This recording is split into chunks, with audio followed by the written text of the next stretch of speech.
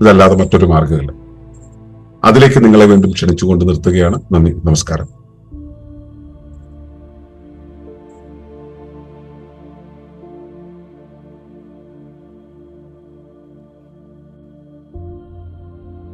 Thank you ഏട്ടാ.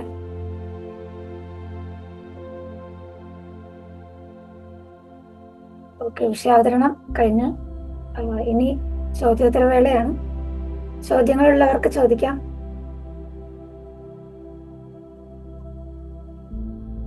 വളരെ ലഘുവായൊരു വിഷയമാണ്. അപ്പോൾ അതില് നമ്മൾ സാധാരണ സംസാരിക്കുന്നതിന്റെ സങ്കീർണതകളൊന്നും കൊണ്ടുവരാൻ നിർത്താൻ ഞാൻ ശ്രമിച്ചിട്ടുണ്ട്. അപ്പൊ ഇതില് ഇനി എന്തെങ്കിലും ചോദ്യങ്ങൾ ഉണ്ടെങ്കിൽ ആവട്ടെ. മുഖമുള്ളവരൊക്കെ ഒന്ന് മുഖം കാണിക്കണം, നന്നായിരിക്കും കേട്ടോ. പരസ്പരം കണ്ട് സംസാരിക്കുന്നതാണ് സുഖം. ഓക്കെ, നമസ്കാരം. നമസ്കാരം ബേട്ടാ. നമസ്കാരം.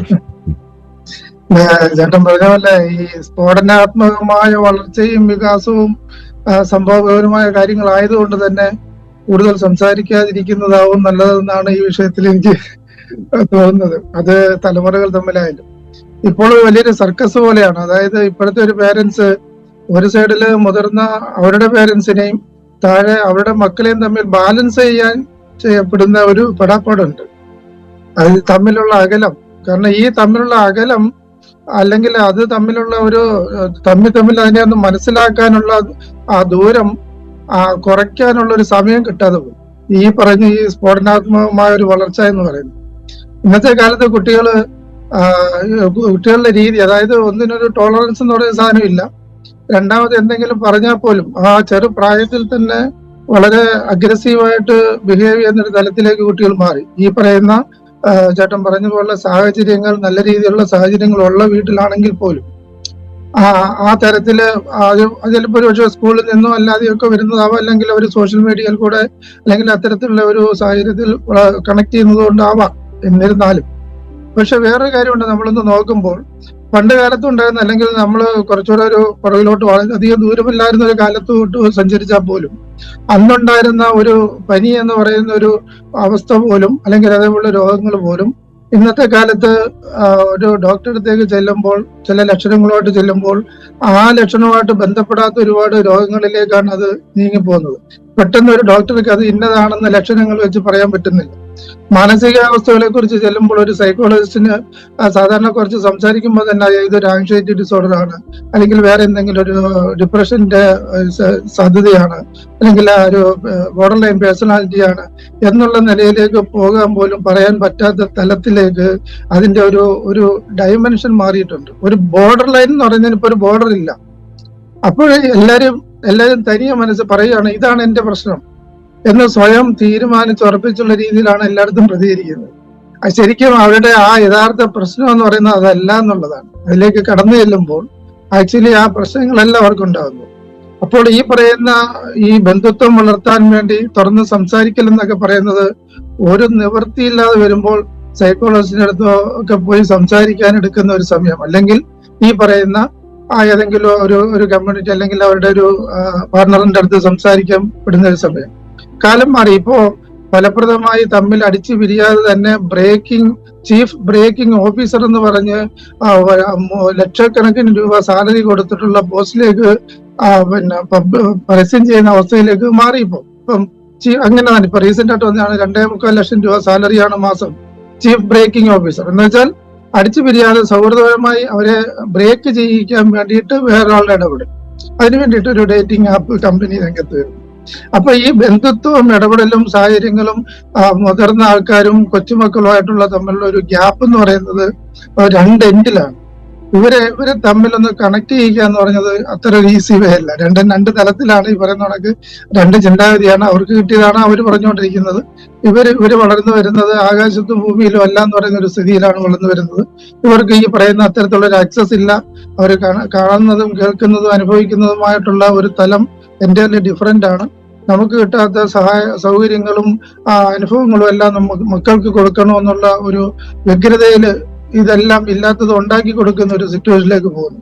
അപ്പൊ ഇതിന്റെ ഇടയ്ക്കുള്ള ഈ ഒരു വലിയൊരു ഗ്യാപ്പ് ഇതിനെ തമ്മിൽ കണക്ട് ചെയ്യാനുള്ള ഒരു മാർഗം. ഇപ്പം ചേട്ടൻ പറഞ്ഞ പോലുള്ള ആ ഒരു സ്നേഹ ഭാഷ, ഇതിനായിട്ടുള്ള ഒരു ഒരു ഒരു അറ്റ്മോസ്ഫിയർ എവിടെയാണുള്ളത്?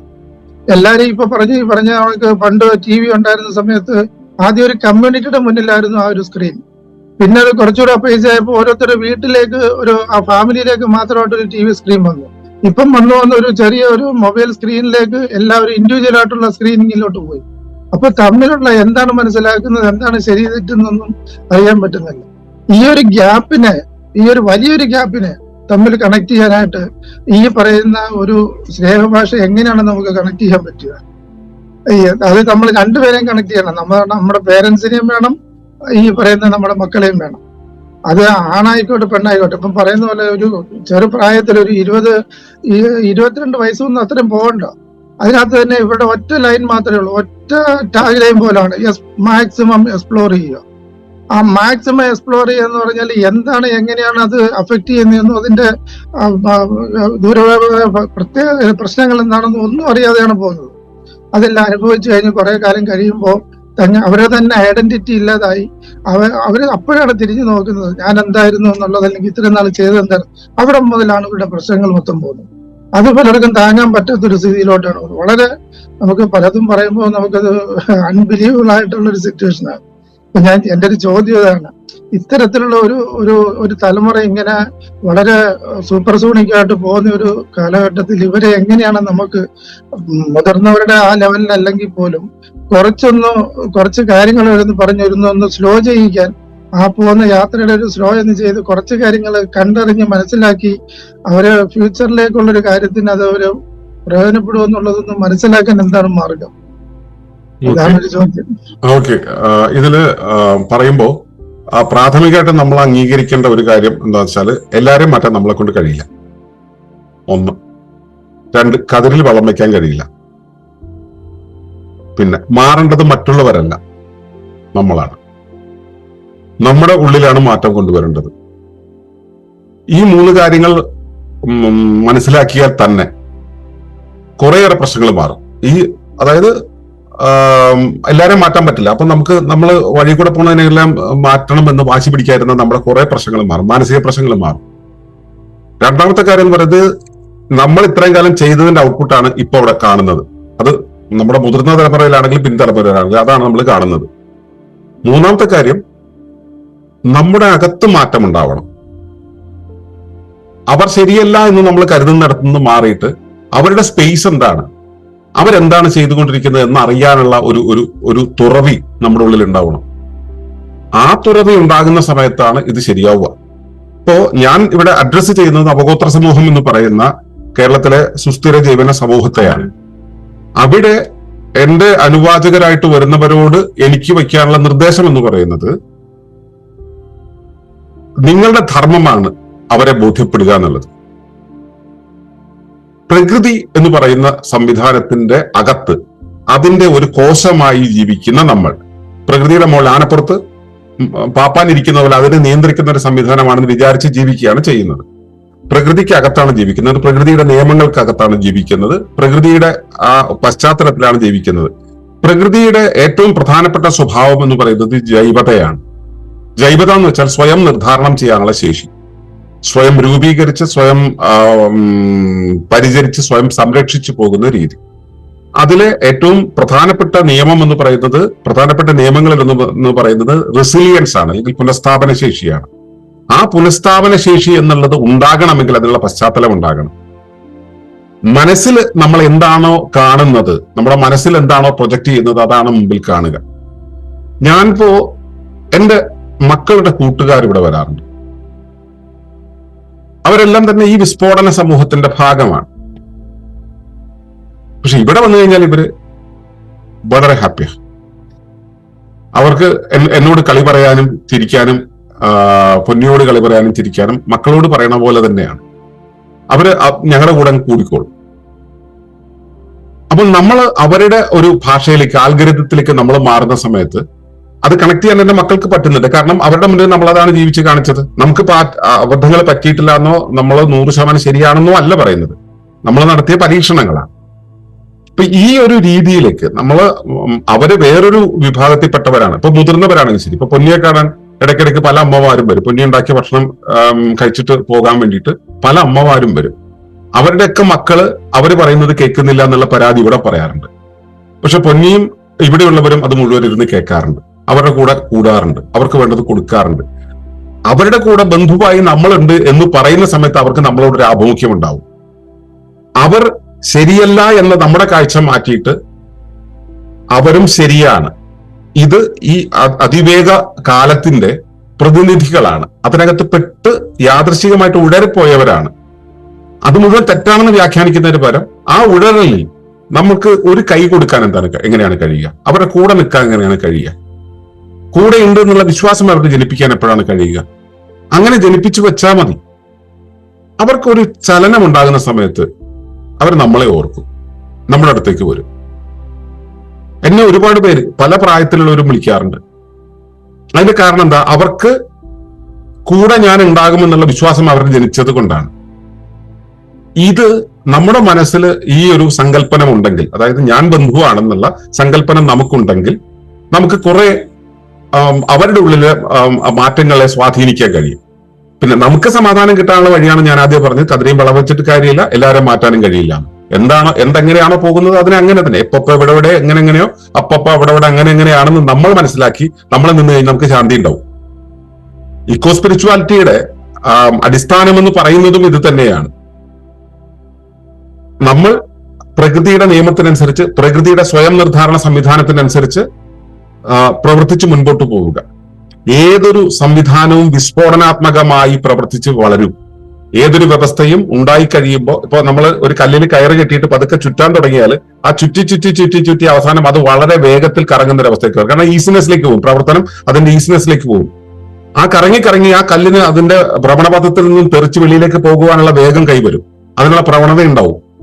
പക്ഷേ അതിനെ അകത്തേക്ക് പിടിച്ചു വലിക്കുന്ന ഒരു കയറ് നമ്മുടെ കയ്യിലുണ്ടല്ലോ, ഇതുവഴി നമ്മൾ കൺട്രോൾ ചെയ്തുകൊണ്ടേയിരിക്കും.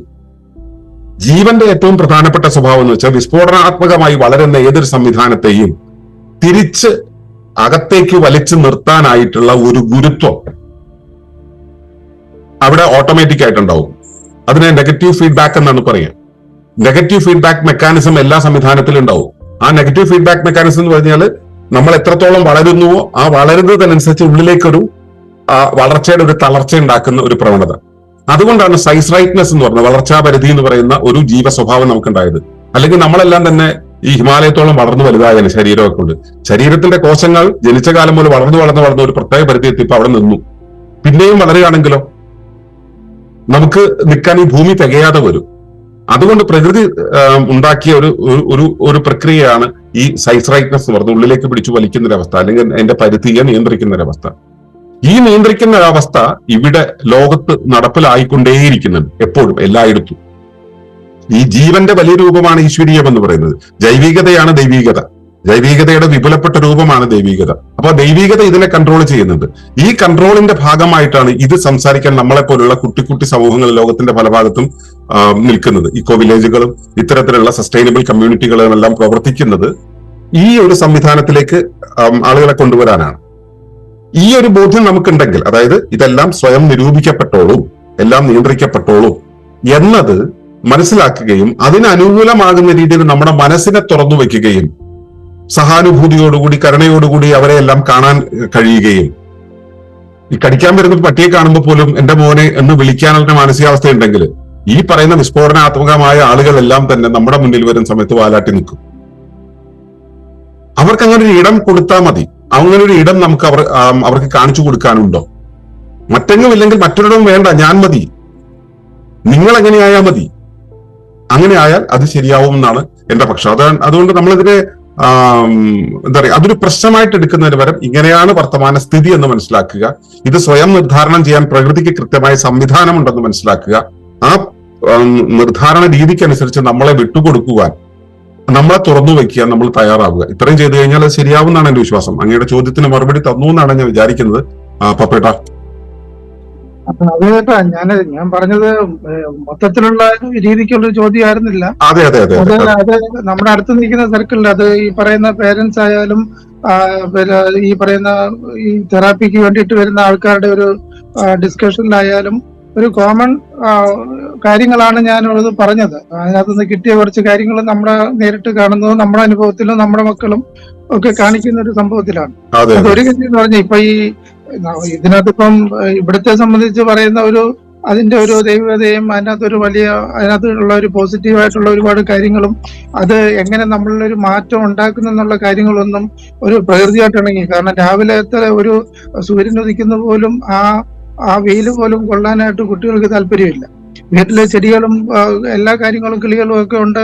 ഇതിനെ ഒന്ന് കാണാനോ ഒരു അല്പം വെള്ളം ഒഴിക്കാനോ ഇതൊന്നും കാണാനൊന്നും കുട്ടികൾക്ക് താല്പര്യമില്ല. ഞാൻ എന്റെ മക്കളുടെ കാര്യം തന്നെ പറയുന്നത്. അവർക്ക് ആ സമയം കൂടുതൽ കിടന്ന് ഉറങ്ങാനാണ് താല്പര്യം. അതുകൊണ്ടാണ് ഞാൻ ചോദിച്ചത് ഈ ഇത്തരത്തിലുള്ള ഒരു അതാണ് അവർക്ക് കേൾക്കാൻ ഒന്നിനും സമയമില്ല. അവരുടെ ഇത് മാത്രമാണ് പ്രൊജക്ട് ചെയ്യപ്പെടുന്നത്. അതുകൊണ്ട് ചോദിച്ചാൽ എന്തായാലും അതിനകത്ത് ഈ പറഞ്ഞ കണക്ക് ഒരു തലമുറ ഓക്കെയാണ്. ഇതിനകത്ത് കുറെ കൂടെ ഈ പറയുന്ന അവരെ സംബന്ധിച്ച് ഒരു കണക്ടിവിറ്റി ഉണ്ടാക്കാനുള്ള അവസരങ്ങൾ നമ്മൾ ഉണ്ടാക്കേണ്ടിയിരിക്കുന്നു എന്നുള്ളതാണ്. ചേട്ടൻ പറഞ്ഞു നേരത്തെ എഴുന്നേക്കാത്ത സ്വഭാവം ഈ തലമുറയിലെ മിക്കവാറും ആളുകൾക്കുണ്ട്. ഇവിടെ രണ്ടെണ്ണത്തിന് നല്ലപോലെ ഉണ്ട്. രാവിലെ അടുത്ത് പോയിരുന്നിട്ട് കുറച്ച് കൊഞ്ചു തലയിലൊക്കെ തലോടി കൈയും കാലൊക്കെ പതുക്കെ അമർത്തി കൊടുത്തിട്ട് ബാ നമുക്ക് യോഗ സാധന ചെയ്യേണ്ടതെന്ന് പറയുന്നത്. കാരണം ഇവര് ഇടയ്ക്ക് മുങ്ങുന്ന പരിപാടി നല്ലപോലെ ഉണ്ടായപ്പോ അവര് ശരിക്കും മുങ്ങലായിപ്പോയി. അവരെ തിരിച്ചു കൊണ്ടുവരാൻ വേണ്ടി ഇതാണ് ഇപ്പൊ കലാപരിപാടി. രാവിലെ എന്നിട്ട് കുറച്ചു നേരം വർത്താനൊക്കെ പറഞ്ഞ് പതുക്കെ കൊണ്ടുവന്നിട്ട് പതുക്കെ സാധനങ്ങളിലേക്കും കാര്യങ്ങളിലേക്കും കയറ്റി വിടും. അത് കഴിഞ്ഞ് കുറച്ചു നേരം കഴിയുമ്പോൾ അവർ വീണ്ടും മുങ്ങും. പക്ഷെ നമ്മൾ പരമാവധി അവരെ ഇതിലേക്ക് ഇങ്ങനെ കടത്തിക്കൊണ്ടുവരുമ്പോ ഇപ്പൊ അതാ ഈ വരുന്ന മഴക്യാമ്പിന്റെ ഒക്കെ കാര്യത്തിൽ പ്രധാന ഓർഗനൈസേഴ്സ് ഈ രണ്ടെണ്ണമാണ്. ഇതിലേക്ക് തിരിഞ്ഞു നോക്കാൻ പോലും സാധ്യതയില്ല എന്നുള്ള രീതിയിലേക്ക് പോയിരുന്ന അതാണ് അവരുടെ പ്രായത്തിലുള്ള അവസ്ഥ. കാര്യങ്ങളെല്ലാം നടക്കുന്നത് അല്ലെങ്കിൽ അവരുടെ പ്രായത്തിലുള്ള ആളുകളെല്ലാം ചെയ്തുകൊണ്ടിരിക്കുന്നത്. പക്ഷെ അവരെ ഈ രീതിയിലേക്ക് കൊണ്ടെത്തിക്കാൻ നമുക്ക് കഴിയുന്നുണ്ട് എന്നുള്ളത് നമുക്ക് അനുഭവമാണ്. ഇത് ശ്രദ്ധിക്കുന്നത് ഇപ്പൊ നമ്മൾ മാത്രമല്ല, നമ്മളായിട്ട് പാരന്റിംഗ് ആയിട്ട് ഇടപെടുന്ന പല ആളുകളും ഈ ഒരു കാര്യത്തിൽ ശ്രദ്ധിക്കാൻ അവർക്ക് കഴിയുന്നുണ്ട്. അപ്പൊ അത് സാധ്യമാകും. ചെറിയ രീതിയിൽ ചില ഈ ഡിപ്ലോമസി എന്ന് പറയുന്നത് നയതന്ത്രജ്ഞത, അത് മുതിർന്നവരോടാണെങ്കിലും ശരി, നമ്മുടെ മാതാപിതാക്കളോടാണെങ്കിലും നമ്മുടെ മക്കളോടാണെങ്കിലും, പിന്നെ പപ്പേട്ടന്റെ കാര്യത്തിൽ സ്റ്റുഡൻസും അതുപോലെ കൗൺസിലിങ്ങിന് വരുന്ന ആളുകളോട് ഈ ഡിപ്ലോമസി ചെലവാക്കിയാൽ മതി. സംഭവം കുറെയൊക്കെ നടക്കും. അതെ, നമ്മുടെ ഉള്ളിൽ ഒരു തുറവ ഉണ്ടാവണം എന്നുള്ളത് അത് സൂക്ഷിക്കുക. അതാണ് ഏറ്റവും പ്രധാനപ്പെട്ടത്.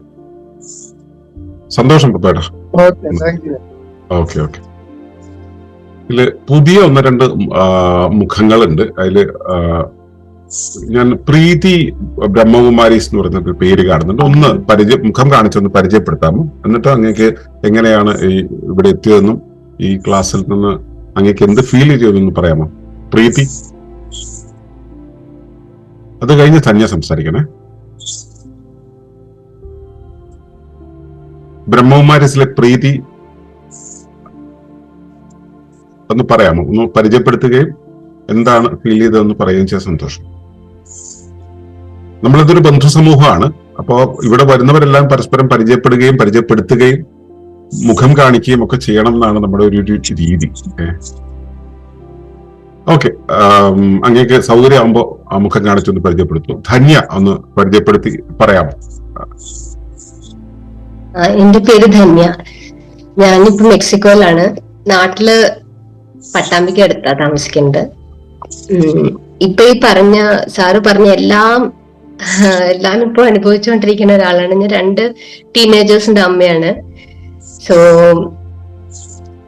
എന്റെ മോൾക്ക് ഇപ്പൊ ഒരു ആങ്സൈറ്റി വന്നിരുന്നു, ഇഷ്യൂസ് എല്ലാം വന്നിരുന്നു. പക്ഷെ കുറ്റം അവരുടെ അല്ല എന്നുള്ളതാണ് എനിക്ക് പറയാനുള്ളത്. കുറ്റം ആ ഒരു ജനറേഷന് കുറ്റം എല്ലാം ഏൽപ്പിക്കാൻ പറ്റില്ല. കാരണം നമ്മളെല്ലാം സാമൂഹികമായിട്ട് വളർത്തിക്കൊണ്ട് വരേണ്ട ആ ഒരു ഉത്തരവാദിത്വം അവർക്കില്ല. നമ്മൾ ഓൾറെഡി ഒരു പ്ലാറ്റ്ഫോമിലെല്ലാം അവർക്ക് കൊടുത്തു കഴിഞ്ഞു. സോ അവർക്ക് അതിന്റെ ഒരു ടെൻഷനോ ഒന്നുമില്ല. സമൂഹത്തിനെ വളർത്തണമെന്നോ ആ ഉത്തരവാദിത്വം ഒന്നും മുഴുവൻ അവർക്ക് ഇല്ലാത്തത് കൊണ്ട്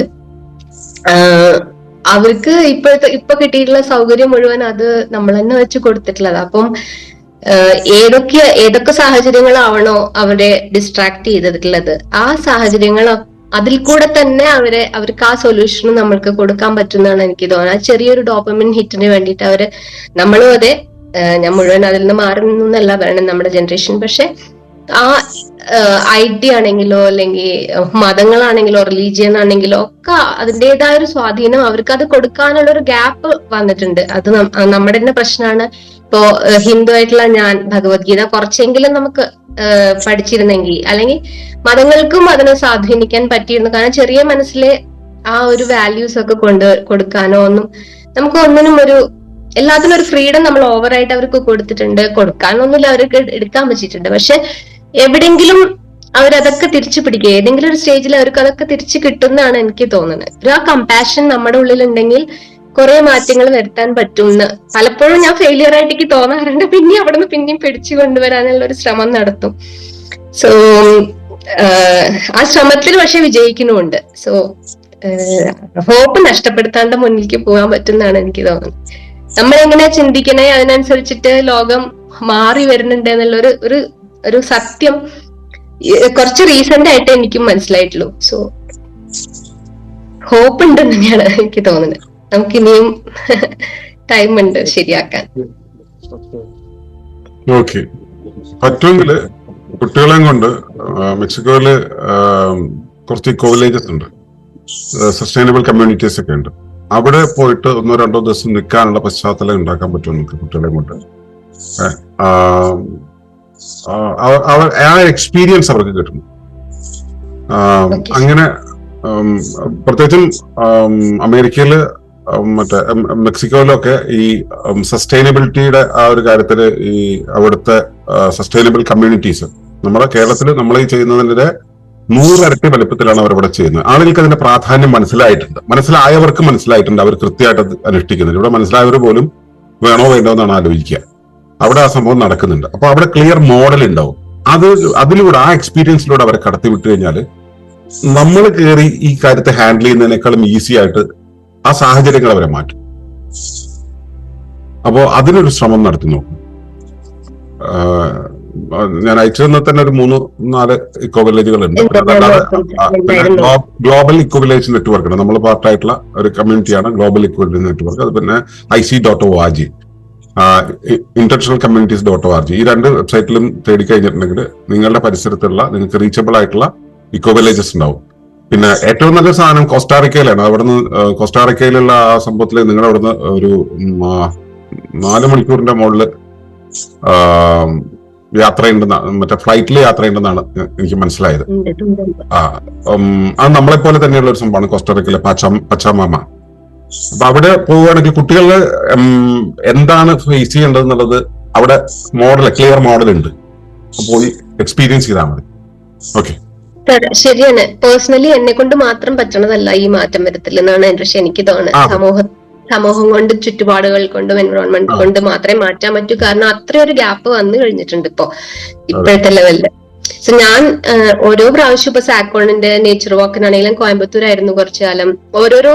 ഓരോ സ്റ്റേറ്റിലായിരുന്നപ്പോഴും അതിൻ്റെതായ സാഹചര്യത്തിലെ കുട്ടികളെ ആ ഒരു നേച്ചറിനായിട്ട് അടുപ്പിക്കാൻ ശ്രമിച്ചിട്ടുണ്ടായിരുന്നു. അതുകൊണ്ട് അത് എവിടെയെങ്കിലുമൊക്കെ ഉണ്ടാവും എന്നുള്ളൊരു ധൈര്യത്തിലാണ് ഞാനും. ഇപ്പൊ തൽക്കാലം ഇല്ല. കാരണം ഇപ്പോ വേസ്റ്റ് നമ്മളിപ്പോ സെഗ്രിഗേഷൻ ആണെങ്കിലോ പ്ലാസ്റ്റിക് ആണെങ്കിലോ റീയൂസ് ആണെങ്കിലോ ഒന്നും അവർക്ക് ഇഷ്ടമല്ല. സോ നമ്മൾ അതായിട്ട് എന്തിനപ്പൊ കളയണേന്ന് ചോദിച്ചാൽ അത് പറ്റില്ല, അപ്പൊ കളഞ്ഞു. സോ അവിടെ നിന്ന് നമുക്ക് ആ ഒരു ഇമ്പോർട്ടൻസ് എങ്ങനെയൊക്കെ അത് കൊണ്ടുവരുത്താൻ പറ്റുക എന്നുള്ളത് മേ ബി സ്കൂളില് ചെറുപ്പത്തില് നമുക്ക് കുറെ ചെയ്യാൻ പറ്റിയിരുന്നു. അവിടെയും നമുക്ക് കാരണം ടീച്ചേഴ്സിന് ആ ഒരു അവയർനെസ് അപ്പൊ ഉണ്ടായിട്ടുണ്ടോ അറിയില്ല. ആരുടെയും തെറ്റല്ല, പക്ഷെ ഇവിടേക്കോ ഒരു നോളജ് ഗ്യാപ്പോ അല്ലെങ്കിൽ ആ ഒരു ഷെയറിംഗ് സ്പേസ് ഉണ്ടായിട്ടില്ല. സോ വളരെ കുറച്ചു പേർക്കേ അതുള്ളൂ. ആ കുറച്ചു പേർക്ക് അത് ട്രാൻസ്ലേറ്റ് ചെയ്യാൻ പറ്റണം. ഈ ടൈമിൽ ആ കോൺഷ്യസ്നെസ് ലെവലിൽ ആ ഒരു ചേഞ്ച് വന്നാൽ മാത്രമാണ് നമുക്കിത് തിരിച്ചു പിടിക്കാൻ പറ്റുമെന്ന് തോന്നുന്നു. അതല്ലെങ്കിൽ നമ്മുടെ കയ്യിൽ നിന്ന് പോയ, കാരണം അവർക്ക് ആ അറ്റൻഷൻ സ്പാൻ വളരെ കുറഞ്ഞു കഴിഞ്ഞു. ഇപ്പൊ പറയണ പോലെ ഒരു 3 minutes ഉള്ളൂ എന്ന് പറയുന്നു ഇപ്പൊ. അപ്പൊ എവിടെയാണ് നമുക്ക് എങ്ങനെയൊക്കെ കൊണ്ടുവരാൻ പറ്റും? മേ ബി സോഷ്യൽ മീഡിയക്ക് വളരെയധികം ഇൻഫ്ലുവൻസ് ചെയ്യാൻ പറ്റും. ചെറിയ സ്റ്റോറീസ് ആയിട്ടോ, അത് മാത്രം നമ്മളെക്കാട്ടിലും കൂടുതൽ അതിന് ചിലപ്പോ അവരുടെ ഗെയിംസ് ത്രൂവോ ഒക്കെ ചിലപ്പോ സൊല്യൂഷൻ സെൻട്രിക് ആയിട്ട് നോക്കുമ്പോൾ ചിലപ്പോ ഇതൊക്കെയാണ്. മുള്ളു കൊണ്ടെടുക്കാം, ആ മുള്ള കുത്തിയിട്ട് പിന്നെ അടുത്ത പഴുപ്പുണ്ടാകാതെ നോക്കിയാൽ മതി. അതെ അതെ, അത് ഓർക്കണം. പലർക്കും പറ്റുന്ന ഒരു അബദ്ധമാണ്. അതിനേക്കാളും ഏറ്റവും നല്ലത് അവർക്ക് ഇതിൽ നിന്നും മാറി നിൽക്കാനുള്ള വേറെ ക്ലിയർ മോഡൽസ് അവർക്ക് കാണണം. ക്ലിയർ മോഡൽസ് വിഷ്വൽ ആയിട്ട് അവർക്ക് കാണണം, അവർക്ക് എക്സ്പീരിയൻസ് ചെയ്യാൻ പറ്റണം. നമ്മൾ പറഞ്ഞു കൊടുക്കുന്നത്, നമ്മൾ അഡ്വൈസ് ചെയ്യുന്നതല്ലാതെ മറ്റൊരു കൂട്ടം ആളുകൾ അത് ചെയ്യുന്നത് അവർക്ക് ക്ലിയർ ആയിട്ട് കാണാൻ പറ്റണം, അനുഭവിക്കാൻ പറ്റണം. ആ സാഹചര്യങ്ങൾ അവരെ നിരന്തരം കടത്തിവിടണം. കടത്തിവിടുമ്പോ വെച്ചാല് ഇത് ഇപ്പോ നമ്മളിവിടെ ക്യാമ്പുകൾ നിർത്തി വെച്ചപ്പോ എന്റെ മക്കള് സത്യത്തിൽ ബഹളം ഉണ്ടാക്കുക ചെയ്തത്. ഞങ്ങൾ ക്യാമ്പുകളിലാണ് വളർന്നത്, പിന്നെ ഇവിടെ ക്യാമ്പൊന്നും വെക്കില്ല എന്ന് പറഞ്ഞാൽ എങ്ങനെ ശരിയാവുന്നു? പിന്നെ യുദ്ധം ചെയ്തു, എന്നോട് സമരം ചെയ്തു. ഈ അവസ്ഥയിലേക്ക് നമുക്ക് അവരെ കൊണ്ടുപോകാൻ പറ്റും. അവരെ ഡിമാൻഡ് ചെയ്യും, എനിക്ക് പോണെന്ന് പറയും. പക്ഷെ സാർ ചിലപ്പോ ഫാമിലിയിൽ മൊത്തം ആ ഒരു അവയർനെസ് ഉണ്ടെങ്കിൽ അത് ഈസിയർ ആണ്. ഇപ്പൊ സാറിനും വൈഫിനോ അല്ലെങ്കിൽ ആ ഫാമിലി ആ ഒരു ചുറ്റുപാടിലല്ലേ, പക്ഷെ എല്ലാവർക്കും ആ സാഹചര്യം ഉണ്ടാവണമെന്നില്ല. അല്ല, അങ്ങനെയല്ല. ഞാൻ പറയാം, അത് ശരിയാണ്, പറഞ്ഞത് ശരിയാണ്. എങ്കിലും നമ്മുടെ ഒരു ഇന്റൻഷൻ അത്തരത്തിലാക്കി നമ്മളത് വിഷ്വലൈസ് ചെയ്താല് അത് പതുക്കെ പതുക്കെ പതുക്കെ പതുക്കെ വന്നോളും. അവരെങ്ങനെ ആകുന്നില്ല എന്ന് ഉള്ള പരാതി നമ്മുടെ ഉള്ളിലുണ്ടെങ്കിൽ ഈ സാധനം എടുത്ത് ദൂരെ കളഞ്ഞിട്ട് അവരിലൊന്നും മാറ്റം വരുത്തണ്ട, നമ്മുടെ ഉള്ളിൽ മാറ്റം വരുത്തി അവരെ മാറുന്നത് നമ്മൾ വിഷ്വലൈസ് ചെയ്യുക. അത് നമുക്ക് ഒരു സ്ക്രീൻ പ്ലേ ആയിട്ട് എഴുതിയിട്ട് നമ്മൾ ഡെയിലി പ്രാക്ടീസ് ചെയ്യും. നടന്നോളൂ. അവരെ ഈ വഴിക്ക് എങ്ങനെയെങ്കിലും അവരുടെ മുന്നിലേക്ക് എത്തിക്കുന്നത് പ്രകൃതിയുടെ ആവശ്യമാണ്. എന്തുകൊണ്ടാണ് ധന്യ ഇപ്പൊ ഇവിടെ വന്നിരുന്ന് നമ്മൾ തമ്മിൽ സംസാരിക്കുന്നത്? നമ്മള് കഴിഞ്ഞ ദിവസങ്ങളിൽ നമ്മൾ തമ്മിൽ ഒരു പരിചയക്കാരും അല്ല, ഇപ്പൊ ഇവിടെ വന്നിട്ട് ഇത്തരം കാര്യങ്ങൾ സംസാരിക്കുന്നില്ലേ? പ്രകൃതിയുടെ നിർദ്ധാരണം എന്ന് പറയുന്ന സംഭവം അതാണ്. പ്രകൃതിയുടെ ഒരു ആവശ്യമാണ് ഇത്. ഞാനോ ധന്യോ തീരുമാനിക്കുന്നില്ല. ഇവിടെ ഇരിക്കുന്ന ഏതെങ്കിലും വ്യക്തികളുടെ മനസ്സിന്റെയോ ധിഷണയുടെയോ അഹത്തിന്റെയോ പ്രവർത്തനമല്ല ഈ കാണുന്നത്. ഇത് പ്രകൃതിയുടെ പ്രവർത്തനത്തിന്റെ, പ്രകൃതിയുടെ ജൈവികതയുടെ, അതിന്റെ ഉയർന്ന രൂപമായിട്ടുള്ള ദൈവികതയുടെ പ്രവർത്തനമാണ് ഈ കാണുന്നത്. ആ കാണുന്നതിന് അതിന് അനുകൂലപ്പെട്ടാൽ മതി, നമ്മൾ അതിന് വിധേയപ്പെട്ടാൽ മതി. അപ്പോ അതിന് ഞാൻ നേരത്തെ പപ്പേട്ടനോട് പറഞ്ഞതുപോലെ ചില ഡിപ്ലോമസികൾ നമ്മൾ കാണിക്കേണ്ടി വരും. കുട്ടി കരയുന്ന സമയത്തേക്ക് കരയുന്ന ആ കുട്ടിക്ക് അതിന് ചോദിക്കുന്ന സാധനം കൊടുക്കുന്നുണ്ട്. അതാ കണ്ടോ അമ്പിളിയമ്മാൻ, അയ്യോ അത് അതിനെ പോയല്ലോ, കുട്ടി അന്തപ്പെട്ട് ഇത് വിട്ടിട്ട് അതിലേക്ക് നോക്കും. ഇത് കബളിപ്പിക്കലല്ല, ഡിപ്ലോമസിയാണ്, നയതന്ത്രജ്ഞതയാണ്. അത് ചെയ്താൽ മതി. വരും. ഇത് ഒരു ദിവസം കൊണ്ട് വരുന്നതല്ലല്ലോ, നമ്മുടെ ഒരു ജീവിതകാലം കൊണ്ട് തീരുന്നതുമല്ല. നമ്മളിങ്ങനെ ട്രയൽ ആൻഡ് എററിലൂടെ മാറ്റിയെടുക്കാം. നമ്മളെല്ലാവരും സമാനരാണ്. സമാന ദുഃഖിതരെന്ന് പറയുന്നില്ല, സമാനരാണ്. നമുക്ക് ഒരുമിച്ച് ശ്രമിക്കാം. നമ്മൾ ഇവിടെ ഈ ഉദ്ദേശിക്കുന്ന സുസ്ഥിരീകരണ സമൂഹത്തിലെ അംഗങ്ങള് മിനിമം അവരുടെ റെസ്പോൺസിബിലിറ്റി ആയിട്ട് ഏറ്റെടുക്കണം. സ്വന്തം മക്കളെ മാത്രമല്ല, എല്ലാ മക്കളോടും എന്ന് പറയുമ്പോ പട്ടികളോടും പൂച്ചകളോടും ചെടിക്കുഞ്ഞുങ്ങളോടും വരെ ഈ ഒരു മനോഭാവം ഉണ്ടായിരിക്കണം. ആ രീതിയിലാവുമ്പോ നമുക്ക് ഒരു മാറ്റം ഉണ്ടാവും. ആ മാറ്റം എന്ന് പറയുന്നത് സർവ്വതും മാറുന്നല്ല, നമ്മൾ കാണുന്ന ഭാഗത്തിന് മാറ്റം ഉണ്ടാവും. ഓക്കെ, എന്തായാലും ധന്യയുടെ ശ്രമങ്ങൾ വിജയിക്കട്ടെ. നമുക്ക് കൂടുതൽ സംസാരിക്കാം പിന്നീട്. ഓക്കെ, ഇനി ചോദ്യങ്ങൾ ഉണ്ടെങ്കിൽ ചോദിക്കുക. ഇല്ലാന്ന് വെച്ചാൽ ഓരോരുത്തരും എങ്ങനെയായിരുന്നു ഇത് ഫ്രീ ആയിട്ട് ഇത് ഫീൽ ചെയ്തതെന്ന് പറയാം. ഈ ആൻഡ്രോയിഡ് ബ്ലൂഡോയിഡ് എന്ന് പറയുന്ന അദ്ദേഹത്തിന്റെ പേര്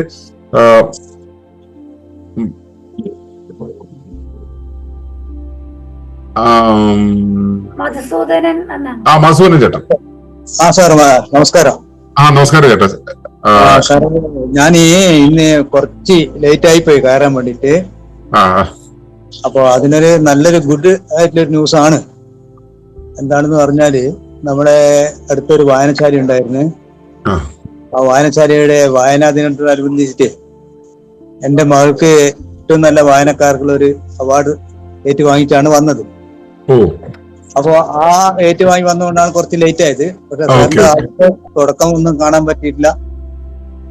എന്നാലും നല്ലൊരു ക്ലാസ് ആയിരുന്നു. കാരണം എന്റെ അനുഭവത്തിൽ ഞാൻ മാറ്റം ഉണ്ടാക്കി സാറിന്റെ ഇതേ ലൈനിൽ കൂടിയാണ് എന്റെ മക്കളും ഞാനും കുടുംബവും വളരെ സാറ്റിസ്ഫൈഡ് ആയിട്ട് പോകുന്നത്. എന്താണ്, നമ്മളാണ് ശരിക്കും മാറിയത്.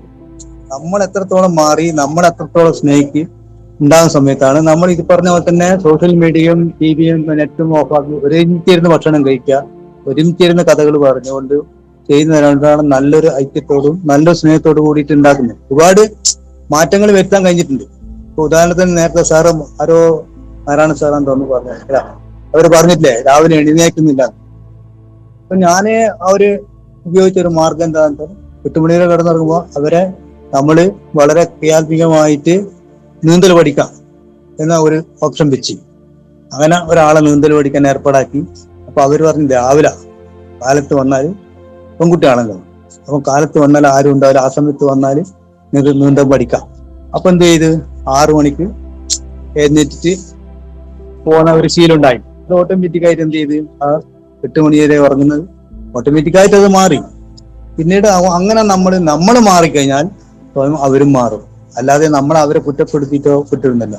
അപ്പൊ നമ്മൾ ചെയ്യുന്ന പ്രവൃത്തി കണ്ടു കഴിഞ്ഞാൽ ആ ലൈനിലേക്ക് അവർ ഒരു ദിവസമല്ലേ 2 ദിവസം അല്ലെങ്കിൽ മാസങ്ങൾ എടുത്താലും ക്രമേണ അതിലേക്ക് അവർ മാറി വരുന്ന ഒരു സിറ്റുവേഷൻ ഉണ്ടായിട്ടുണ്ട്. എന്നെ സംബന്ധിച്ചിടത്തോളം എനിക്ക് സാറ് പറഞ്ഞ അത് വളരെ പ്രകൃതിയായിട്ട് വന്ന ഒരു മാറ്റം, നമ്മൾ സ്വയം മാറ്റിയെടുത്തതാണ്. ഇപ്പൊ അധികം ആൾക്കാരും പറഞ്ഞത് I am okay, you are not okay, ഈ ചിന്താഗതിയാണ് മിക്കവരിലും ഉണ്ടായിരിക്കുന്നത്. അപ്പം ഐ ആം ഓക്കെ എന്ന് പറയുമ്പോൾ മറ്റുള്ളവരും ഓക്കെ ആണെന്നുള്ളത് തിരിച്ചറിവ് നമുക്കുണ്ടായാൽ നല്ലതാണ്. സാർ നല്ല ക്ലാസ് ആയിരുന്നു സാർ. Okay, thank U. നമസ്കാരം. സാർ നേരത്തെ പറഞ്ഞതുപോലെ തന്നെ ഇപ്പൊ നമ്മൾ വ്യത്യസ്ത വകയിലുള്ള ആളുകൾ, ഇപ്പം ധന്യ മേഡം എന്ന് പറഞ്ഞ ആള് എവിടെയോ എത്ര ദൂരമുള്ള നമ്മളിപ്പം കണ്ട് പരിചയപ്പെട്ടു, അതൊക്കെ ഒരു പ്രകൃതി സത്യല്ലേ. ഇതിലുള്ള പല ആളുകളും നമ്മൾ എവിടെയോ കണ്ടിട്ടില്ല, കേട്ടിട്ടില്ല ഈ നിമിഷം വരെ, പക്ഷെ ഇത്രയും സമയം നമുക്ക് അവരുമായിട്ട് ഇന്ററാക്ട് ചെയ്യാനും സംസാരിക്കാൻ നമ്മളൊരു കുടുംബത്തിനെ പോലെ ആയി മാറിയില്ലേ. അതൊരു വലിയൊരു സംഭവമല്ലേ. അത് തന്നെയാണല്ലോ നമ്മളെ ഒരു ഐക്യവും ഒരു സ്നേഹവും നമ്മളിപ്പോ കൊടുക്കുന്നത്. നമ്മളെ സാറിന്റെ ഇപ്പത്തുള്ള സ്നേഹമുള്ള സംസാരം കൊണ്ടാണ് നമ്മളിത് കേട്ട് നിൽക്കുന്നതും അവര് നമ്മളെ കാണുന്നതും. Okay sir, thank you very much. ആകട്ടെ, സന്തോഷം. ഓക്കെ, ബിജി ചേട്ടാ, എന്താണ് അങ്ങയുടെ ഒരു നിരീക്ഷണം? എങ്ങനെയുണ്ടായിരുന്നു ഈ സെഷൻ? അങ്ങയുടെ നിരീക്ഷണങ്ങൾ കൂടി പറയാം. നല്ല അഭിപ്രായം. എനിക്ക് എന്താണെങ്കിലും ആദ്യമായിട്ട് ഇതിൽ ജോയിൻ ആകാൻ പറ്റിയതിൽ തന്നെ സന്തോഷം. കാരണം ഞാൻ ഒരിക്കലും ഈ സമയത്ത് എനിക്ക് ഞാൻ തിരക്കിലാകാനാണ് പതിവ്. പലപ്പോഴും വിചാരിക്കും വെള്ളിയാഴ്ച ഒന്ന് വന്ന് കയറണം, അല്ലെങ്കിൽ ഒന്ന് വന്ന് കയറണം, പക്ഷെ എനിക്കതിനെ സാധിക്കാറില്ല എന്നുള്ളതാണ്. ഇന്ന് ഭാഗ്യത്തിന് ലീവ് ആയിരുന്നു, അങ്ങനെ കയറാൻ പറ്റി, അത്രേ ഉള്ളൂ. ഓക്കെ ഏട്ടാ, എന്തായാലും വന്നതിൽ സന്തോഷം. തുടർന്നും വെള്ളിയാഴ്ചകളിൽ പങ്കെടുക്കുക. പിന്നെ ഇതിന്റെ വീഡിയോസ് എല്ലാം തന്നെ ആ കിട്ടിയ ലിങ്കില് ഈ ഫ്രൈഡേ വിസിറ്റം വീഡിയോസ് എന്നുള്ളതിന് വരും. അതിന്റെ ഏറ്റവും മുകളിൽ ഈ അവസാനത്തെ വീഡിയോ കാണാൻ പറ്റും. ഞാനാണെങ്കിൽ വൈഫിന്റെ സുഖമില്ലാതിരിക്കും. അവിടുന്ന് വന്നതിന് ശേഷം, പാലക്കാട് നിന്ന് വന്നതിന് ശേഷം ഇതുവരെ അവള് ബെഡേന്ന് എഴുന്നേറ്റിട്ടില്ല. അതിന്റെ ആ ഒരു പ്രശ്നം കൂടി ഉണ്ട്. ഞാൻ വിളിക്കാം. പിന്നെ ഞാൻ വീണ്ടും പ്രീതിയെ ഒന്ന് വിളിക്കുകയാണ്. പ്രീതി, ഒന്ന് പറയാമോ, ഒന്ന് പരിചയപ്പെടുത്താമോ?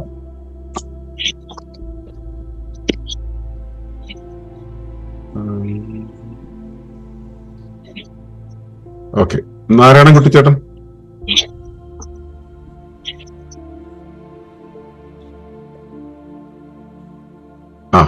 അപ്പൊ വീഡിയോ പോയി, ഓഡിയോ അതാ മൂലക്കുള്ള സ്വിച്ച.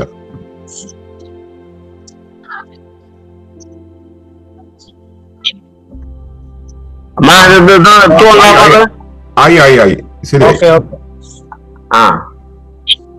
സാർ, ഞാൻ വരുമ്പോ തിരികെ നേരം വൈകിട്ടുണ്ടായിരുന്നു. സാറിന്റെ സ്പീച്ച് അവസാനിക്കുന്ന സമയത്താണ് വന്നത്.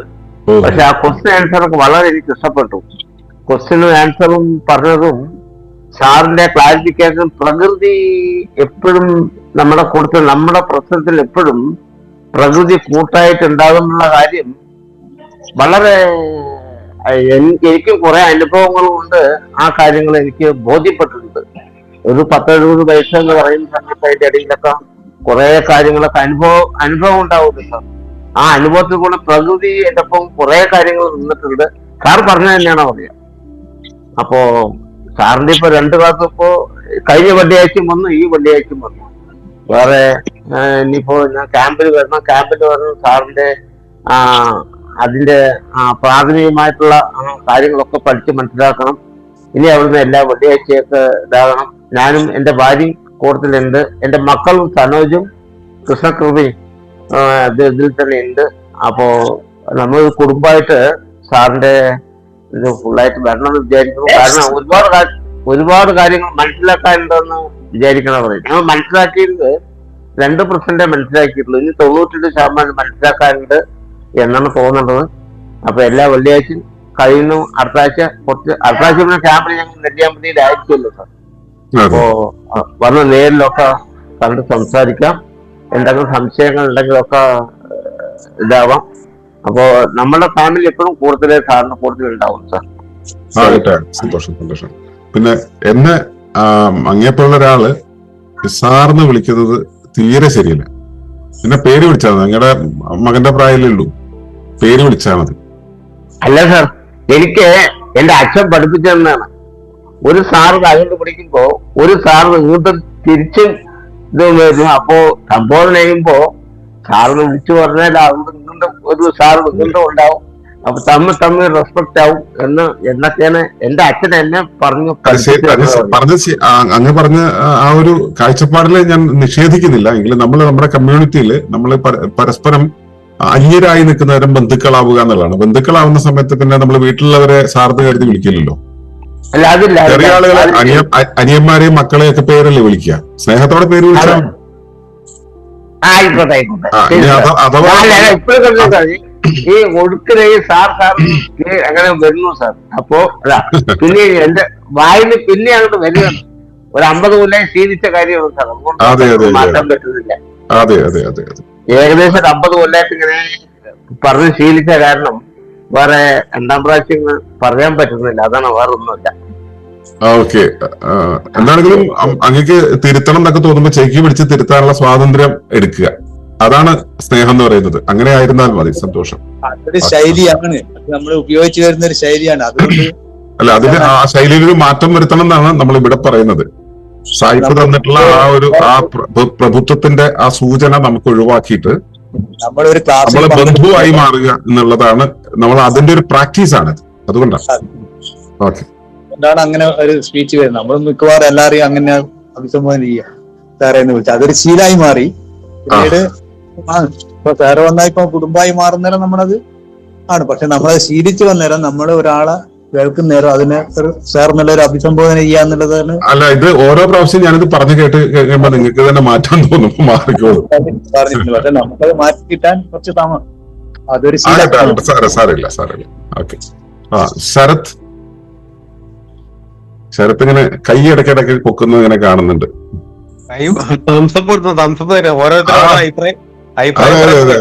അതിനോട് നമുക്ക് യോജിപ്പുണ്ട് എന്നുള്ളത് കാണിക്കുന്നതാണ്. മനസ്സിലായി. ശരത് എങ്ങനെയുണ്ടായിരുന്നു സെഷൻ?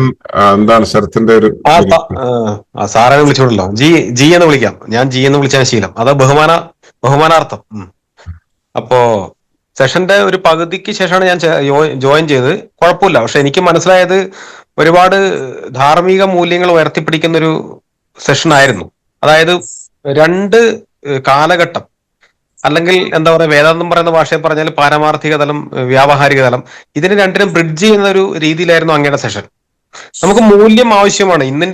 ഇന്നിന്റെ ഈ ഒരു കാലഘട്ടത്തിൽ പഴയതും പുതിയതും തമ്മിലൊരു ബന്ധം നഷ്ടപ്പെടുകയാണ്. അപ്പൊ ആ ബന്ധം എങ്ങനെ ഊട്ടിയുറപ്പിക്കുക എന്നുള്ള ഒരു ബ്രിഡ്ജ് ആയിട്ടുള്ള ഒരു കൺസെപ്റ്റാണ് സാറ് മുന്നോട്ട് വെച്ചത്. ആ രീതിയിലാണ്. അതായത് വാല്യൂസ് ഉൾപ്പെടുത്തി എങ്ങനെ ആ വാല്യൂസ് നിലനിർത്താം. പഴയതും പുതിയതും തമ്മിൽ വ്യത്യാസം ഉണ്ടാവും, പക്ഷെ അത് എങ്ങനെ നിലനിർത്തിക്കൊണ്ട് പോകാം. അച്ഛനും മക്കളും തമ്മിൽ ആ ബന്ധം എങ്ങനെ കൊണ്ടുപോയി. ഇപ്പൊ എനിക്ക് എന്റെ കൊച്ചിന് 3.5 വയസ്സായി, എന്റെ കൊച്ചിന്. അപ്പോ അങ്ങനെയുള്ള പല കൺസേൺസും കൺസിഡർ ചെയ്തിട്ടാണ് സാറ് എന്താ പറയാ ഒരു സെഷൻ ബിൽഡ് ചെയ്തിരിക്കുന്നത്. എനിക്ക് തോന്നുന്നു ഞാനിപ്പോ 2ാമത്തെ ക്ലാസ്സിലാണ് ഉള്ളത്. അപ്പൊ സാറിന്റെ ഒരു ക്ലാസ് ഞാൻ അപ്രോച്ച് മൈൻഡ് സെറ്റ് ഞാൻ മനസ്സിലാക്കിയിട്ടത് ഒരുപാട് വാല്യൂസ് ഉണ്ട്. അതായത് അത് ആൻഷ്യൻ ഫിലോസഫിയിലാവട്ടെ അല്ലെങ്കിൽ ഈ മോഡേൺ ഫിലോസഫിയിലാവട്ടെ, എല്ലാത്തിനും വാല്യൂ ആണ് മുന്നിൽ നിൽക്കേണ്ടത്. ധാർമ്മികതയാണ് മുന്നോട്ട് വരേണ്ടത്. ആ ധാർമ്മികതയെ നമുക്ക് എങ്ങനെ പഠിപ്പിക്കാം, എങ്ങനെ എന്താ പറയുക, അത് എങ്ങനെ എല്ലാവർക്കും അതെങ്ങനെ 2 ജനറേഷൻ തമ്മിൽ എങ്ങനെ അത് ഒരു ബ്രിഡ്ജ് ചെയ്ത് കൊണ്ടുപോകാന്നുള്ളൊരു ശ്രമമാണ് സാർ നടത്തുന്നതാണ് എനിക്ക് തോന്നിയിരിക്കുന്നത്. ഒരു വാല്യുബിൾ ആയിട്ടുള്ള ഒരു പേഴ്സൺ ആയിട്ടാണ് എനിക്ക് സാറിന് തോന്നുന്നത്. സാറ് ഡയറക്റ്റ് ആയിട്ട് പഴയ പ്രിൻസിപ്പിൾസിനെ പറയുന്നില്ലെങ്കിൽ പോലും സാറിനെ ഇവോൾവ് ചെയ്തത് ആ പഴയ ധാർമ്മിക മൂല്യങ്ങളാണ്. അതിന്റെ ഫിലോസഫിക്കൽ സൈഡ്സ് വേറെ എന്തെങ്കിലും ആയിരിക്കും, അത് നമ്മൾ ചർച്ച ചെയ്യേണ്ടതില്ല.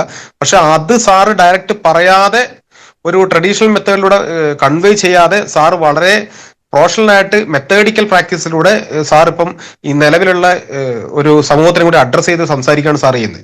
പിന്നെ എനിക്ക് തോന്നുന്ന ഒരു കാര്യം എന്ന് പറഞ്ഞാൽ, സാറ് പറയുന്ന ഇത്രയും വാല്യൂസ് ആയിട്ടുള്ള കാര്യങ്ങൾ അത് കുറച്ചുകൂടി വിസിബിലിറ്റി വേണം ഈ സമൂഹത്തിൽ. ഇപ്പം നമ്മളെ ഈ സെഷനിൽ വെറും കുറച്ച് ആൾക്കാരില്ല, 12-15 ആൾക്കാർ മാത്രമാണ് മാക്സിമം വരുന്നത്. അത് പോരാ, അത് വളർത്തണം. കുറച്ചുകൂടി അതിന് വിസിബിലിറ്റി നമുക്ക് ഇവിടെ കിട്ടണം സമൂഹത്തിൽ. അതിന് വേണ്ടിയിട്ട് ഇപ്പൊ ഞാൻ ഈ ഗ്രൂപ്പിൽ വന്നു ചേർന്നത് ഒരു ശ്യാംകുമാർ എന്ന് പറഞ്ഞ വ്യക്തിയുടെ വാട്സപ്പ് ഗ്രൂപ്പിലാണ്. അത് പഠനം എന്ന് പറയുന്ന ഒരു ഗ്രൂപ്പാണ്. അതില് എത്തീസ്റ്റുകളുണ്ട്, എന്താ പറയാ, തിയോളജിക്കൽ പ്രാക്ടീസ് ചെയ്യുന്ന ആൾക്കാരുണ്ട്, ഹിന്ദു ഉണ്ട്, മുസ്ലിം ഉണ്ട്, ക്രിസ്ത്യൻ ഉണ്ട്, ബുദ്ധനുണ്ട്, എല്ലാവരും ഉണ്ട് അതിനകത്ത്.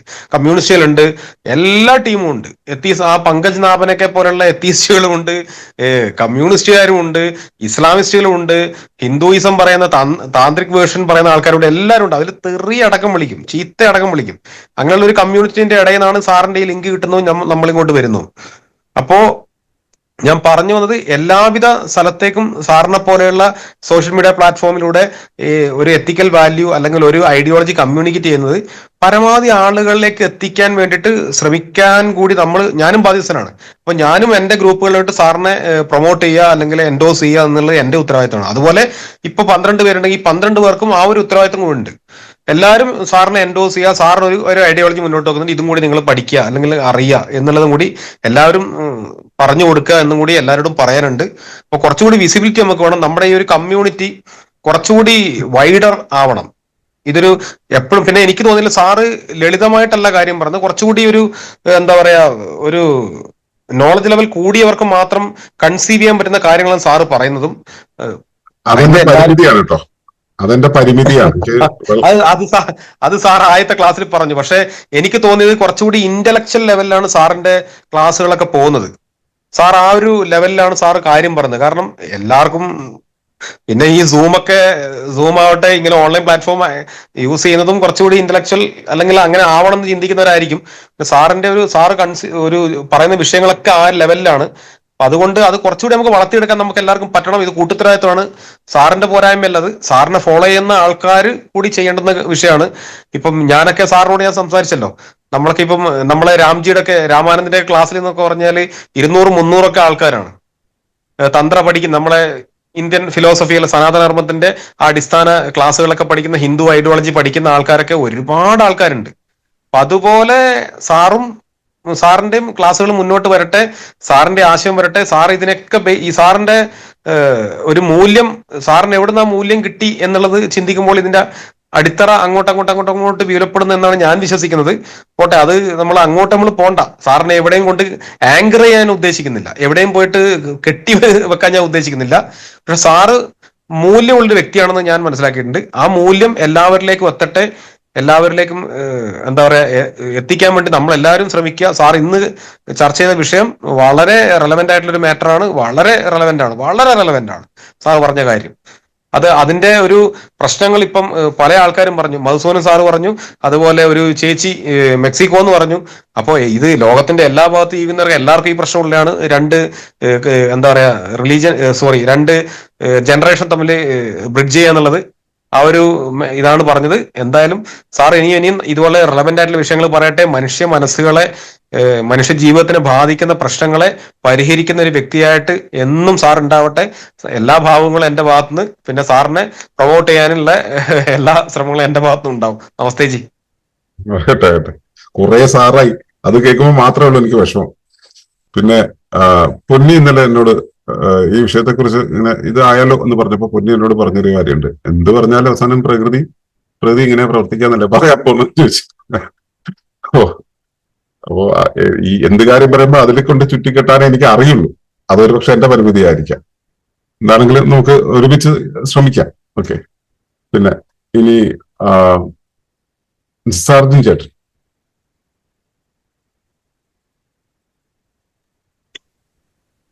എന്നെ തന്നെയല്ലേ വിളിച്ചേ? അതെ കേട്ടില്ലായിരുന്നു. ഓക്കെ, നമസ്കാരം. നമസ്കാരം. ഞാനും ഈ പറയുന്ന കണക്ക് സാറിന് വിളിച്ചാൽ ശീലിച്ചിട്ടുള്ളൂ. അതറിയാതെ വന്നു പോകും, ക്ഷമിക്കുക. എങ്കിലും ഞാൻ പറയട്ടെ, ഇപ്പം ഇന്നത്തെ വിഷയം എന്ന് പറയുന്നത്, ഇന്നത്തെ വിഷയത്തെ കുറിച്ച് വ്യക്തമായിട്ട് മനസ്സിലായി. അപ്പൊ അതിലെ എന്റെ ബോധം, എന്റെ എന്നുള്ളത് പറയുമ്പോൾ അത് അഹങ്കാരമായി മാറും എന്നുള്ളത് ഒരു ചിന്ത ഉള്ളിലുള്ളത് കൊണ്ട് ആ എന്റെക്ക് ഞാൻ കുറച്ച് കനം കുറച്ചിട്ട് ചെറുതാക്കി പറയാം. ഞാൻ ചെറുത്, എന്റെ അഭിപ്രായം എന്റെ ഇതുവരെയുള്ള ബോധത്തിൽ നിന്നുള്ളതാണെന്ന് മാത്രം മനസ്സിലായി. അപ്പൊ സാറ് ഇന്ന് നമ്മൾ ഇത്രയും കുറച്ചു പേർ മാത്രം ഈ വിഷയത്തെ കാണുകയും ഈ വിഷയത്തെ അതിൻ്റെതായ മൂല്യത്തോടുകൂടി കാണുവാനും അതിന്റെ ഉള്ളിലേക്ക് ചിന്തിക്കുവാനും കഴിഞ്ഞ നമ്മളുടെ ബോധം എപ്പോഴാണ് വളർന്ന് ഈ തരത്തിൽ എത്തിയതും ഇന്ന് കാണുന്ന യുവതലമുറയോ നമ്മുടെ മക്കളെയോ നമ്മുടെ മുൻകാല ഗോത്രവർഗക്കാർ വരെ ഉണ്ടായിരുന്നവരെയും നമ്മൾ ഒരു അവർക്കൊരു ബോർഡറോ അല്ലെങ്കിൽ അവർക്കൊരു ഗ്രേഡ് വെക്കുന്നു. നമ്മൾ ഇന്നത്തെ നമ്മുടെ ഈ ബോധത്തിൽ നിന്നുണ്ട്. ഈ ബോധം നമ്മൾക്ക് എത്തപ്പെട്ട ഒരു സമയം വരെയും നമ്മളും ഈ പറയുന്ന കൂട്ടരിൽ പെട്ടവരായിരുന്നു. അപ്പൊ എന്ന് നമ്മൾ ഇതിനെ തിരിച്ചറിയാനും ഇതിനെ വീക്ഷിക്കുവാനും തുടങ്ങിയ ഒരു അറിവ് നമ്മളിലേക്ക് എത്തിയത് ഏതോ ഒരു നിമിഷത്തിൽ നമ്മളിൽ ഉണ്ടായ ഈ പറയുന്നത് പോലൊരു വിസ്ഫോടനം തന്നെ അല്ലായിരുന്നു. അപ്പൊ ആ വിസ്ഫോടനത്തിൽ നിന്നും നമ്മൾ എത്തപ്പെട്ട ഈ അവസ്ഥയിൽ നമുക്ക് ഈ ആൾക്കാരെ കാണുന്നത് പോലെ തന്നെ താൻ പാതി ദൈവം പാതി എന്ന് പറഞ്ഞതുപോലെ ഈ വിഷയങ്ങളിൽ നമ്മൾക്കൊരു വിലാപം ഉള്ളിൽ ഉണ്ടെങ്കിൽ പോലും ഇതിനെ നമ്മൾ ഏത് സന്ദർഭത്തിൽ ഇത്തരത്തിലുള്ള വിഷയം, ഞാൻ എൻ്റെ കുടുംബത്തിൽ തന്നെ ആയത് എൻ്റെ മക്കളോടും സാറിന്റെ ജീവിതത്തിലുള്ള അനുഭവം പോലെ തന്നെയാണ് ഞാനും എൻ്റെ മക്കളോട് സഹകരിക്കുകയും എടുക്കുകയും ചെയ്യുന്നത്. ഇവിടെ വരുമ്പോൾ അവരുടെ കൂട്ടുകാർ പോലും സംസാരിക്കുകയും എടുക്കുകയും ചെയ്യുമ്പോൾ നമ്മളുടെ കാഴ്ചപ്പാടുകളോ അല്ലെങ്കിൽ നമ്മുടെ ശരികളിലോ അവരുടെ വിഷയങ്ങളിൽ ഒരല്പം ഇഞ്ചക്ട് ചെയ്തുകൊണ്ട് വളരെ കുറേശ്ശെയായിട്ട് അല്ലാതെ മാറ്റാൻ പറ്റില്ല എന്ന് ഞാനും മനസ്സിലാക്കിയതാണ്. അതുകൊണ്ട് അവരുടെ വിഷയത്തിൽ എൻ്റെ അഭിപ്രായം ഒരു പിതാവെന്ന നിലയിൽ എന്നുള്ള കണക്കിൽ എൻ്റെ അഭിപ്രായം ഇതാണ്. ജസ്റ്റ് അതും ചെക്ക് ചെയ്ത് നോക്കിക്കോളൂ. അത് ചിലപ്പം അതാണോ നിങ്ങളുടെ അഭിപ്രായമാണോ ഏതായിരിക്കും ശരിയാവുക അങ്ങനെ വരുന്ന ഒരു അനുഭവത്തിലൂടെ അവർ പഠിക്കുന്നത് തീർച്ചയായിട്ടും അവരത് ലോജിക്കായിട്ട് എടുക്കുമെന്നാണ് ഞാൻ മനസ്സിലാക്കുന്നത്. അത്തരത്തിൽ ഒരു സമൂഹം ഉണ്ടാവാൻ നമുക്ക് ശ്രമിക്കുകയല്ലാതെ അപ്പോൾ നമ്മൾക്ക് ലഭിച്ച ഏത് സമയത്താണോ നമുക്ക് ഈ ബോധം വരികയും ഇതിലേക്കൊക്കെ നമുക്ക് നമ്മുടെ കാഴ്ചപ്പാട് വരികയും ചെയ്ത് അതുപോലെ ഒരു സമയത്ത് ഈ വരാത്ത തലമുറയ്ക്ക് നമുക്ക് വിലപിക്കുകയല്ലാതെ അവർക്ക് എത്രയും പെട്ടെന്ന് അറിവുകളൊക്കെ അവർക്ക് കിട്ടട്ടെ എന്ന് പറയുകയല്ലാതെ നമുക്ക് ഒരു നിമിഷത്തിൽ പെട്ടെന്ന് നമുക്ക് പൊട്ടിത്തെറിപ്പിക്കാൻ പറ്റത്തില്ല, തിരികൊളുത്താൻ പറ്റത്തില്ല. തന്നെ പൊട്ടിത്തെറിക്കട്ടെ അവരൊക്കെ. അത് അനുഭവങ്ങളിലൂടെ പറ്റൂ എന്ന് കാണാനേ എനിക്ക് സാധിച്ചിട്ടുള്ളൂ. പക്ഷേ എങ്കിലും ഇത്തരത്തിലുള്ള ഒരു ചെറിയൊരു കാതിൽ അതൊരു പണ്ടൊരു കഥ എന്ന് പറഞ്ഞോട്ടെ സാറേ. അതായത് ഒരു സ്പീച്ചിൽ ഞാൻ കേട്ടൊരു പറച്ചിലാണ്. ഒരു സ്ത്രീ ഒരിടത്ത് ജോലി ചെയ്തുകൊണ്ടിരിക്കുകയാണ്. അത് അവർ ചാണകം വാരുന്ന ഒരു കൊട്ടയുമായിട്ട് എന്നും അവിടെ ജോലി ചെയ്യുന്നതാണ്. അപ്പൊ വാരുന്ന ഇത് കഴിഞ്ഞിട്ട് ഒരു ദിവസം എല്ലാ ദിവസവും ഈ കൊട്ടയുമായിട്ടാണ് ഇവിടെ ജോലിക്ക് വരുന്നത്. അപ്പം ഈ പറയുന്ന മുതലാളി പറഞ്ഞു ഇവരോട് എന്തുകൊണ്ട് താമസിച്ചു വന്നു. ഞാൻ വരുന്ന വഴിയിൽ ഒരു സ്പീച്ച് കേട്ടു. അത് വളരെ നല്ലൊരു സ്പീച്ച് കേട്ടോണ്ടിരിക്കുകയായിരുന്നു, പ്രസംഗം കേട്ടോണ്ടിരിക്കുകയായിരുന്നു. ഓക്കെ, നീയൊന്നും ഇതൊന്നും കേട്ടോണ്ട് ഒരു കാര്യമില്ല എന്ന് പറഞ്ഞു. അങ്ങനെ മൂന്നാമത്തെ പ്രാവശ്യം വന്നപ്പോ ഇവര് പറഞ്ഞു ഞാനിത് കേട്ടോണ്ട, നീ ഇതൊന്നും കേട്ടോണ്ട് കാര്യമില്ല എന്ന് പറഞ്ഞു. അപ്പോൾ ഇവർക്കൊരു പണി കൊടുക്കാൻ വേണ്ടി മുതലാളി ഇവരോട് പറയുന്നു നീ ആ ചാണകക്കൊട്ടയിൽ കുറച്ച് വെള്ളം എടുത്തുകൊണ്ട് വരാൻ. അപ്പൊ ഇവർ പോയി ചാണകക്കൊട്ടയിൽ വെള്ളം എടുത്തുകൊണ്ട് വരാനായിട്ട് നോക്കിയ സമയത്ത് 2 പ്രാവശ്യം 3 പ്രാവശ്യം ശ്രമിച്ചു, വെള്ളം കൊണ്ടുവരാൻ പറ്റുന്നില്ല. പക്ഷേങ്കിൽ ഇവിടെ വന്നു ചോദിച്ചപ്പം ഇപ്പൊ മനസ്സിലായോ നിനക്ക് ഈ കൊട്ട നിനക്ക് വെള്ളമെടുക്കാൻ ഇല്ലാത്തതുപോലെ തന്നെ നിനക്ക് ആ പ്രസംഗം കേട്ടോണ്ട് കാര്യമില്ല. പക്ഷെ അവർ ഒരു നിമിഷം ആലോചിച്ച് നിന്നിട്ട് ഈ മുതലാളിയോട് പറഞ്ഞു അയ്യ ഇത് തമിഴിലാണ് കേട്ടോ ഞാൻ എനിക്ക് വിവരിക്കാൻ കുറച്ച് വിഷയമുണ്ട്. അപ്പോ അയ്യ ഞാൻ അങ്ങനെ കേട്ടിട്ട് എനിക്ക് വെള്ളമൊന്നും എടുക്കാൻ സാധിച്ചില്ലെങ്കിലും എൻ്റെ ഈ കൊട്ടയിലെ ചാണകം മുഴുവനും വൃത്തിയായി, വളരെ നല്ലോണം വൃത്തിയായിട്ടുണ്ട്, എനിക്കതിനകത്ത് വെള്ളം എടുക്കാൻ സാധിച്ചില്ല എന്ന് പറഞ്ഞതുപോലെ ഇത്തരത്തിൽ സന്ദർഭോചിതമായി ഈ പറയുന്ന സാറിനെ പോലുള്ള ആൾക്കാർ മാഷിനെ പോലുള്ള ആൾക്കാർ സംസാരിക്കുന്ന വിഷയങ്ങൾ ഇവരുടെയൊക്കെ കർണപഥങ്ങളിൽ എത്തുകയും അതിൽ ഏതെങ്കിലും ഒരു നിമിഷം അവർക്ക് തോന്നുകയാണ് അതിലൊരു ശരിയുണ്ടല്ലോ അതിലൊരു ലോജിക് ഉണ്ടല്ലോ എന്ന് തോന്നുകയും അതിന്റെ പിന്നാലെ അവരുടെ ചിന്തകൾ പോവുകയും ചെയ്യുന്ന ഒരു സമയത്ത് ഈ പറയുന്ന വിസ്ഫോടനം പോലെ നമ്മളിൽ സംഭവിച്ച വിസ്ഫോടനം പോലെ അവരിൽ ഉണ്ടാകട്ടെ എന്ന് പ്രാർത്ഥിക്കുന്നു. എൻ്റെ അഭിപ്രായം അത്രമാത്രം. Thank you. ആ കൊട്ടക്കഥ സ്ട്രൈക്കിംഗ് ആയിരുന്നു കേട്ടോ, അത് നോട്ട് ചെയ്തിട്ടുണ്ട്. വളരെ നല്ലൊരു ഉദാഹരണമാണത്.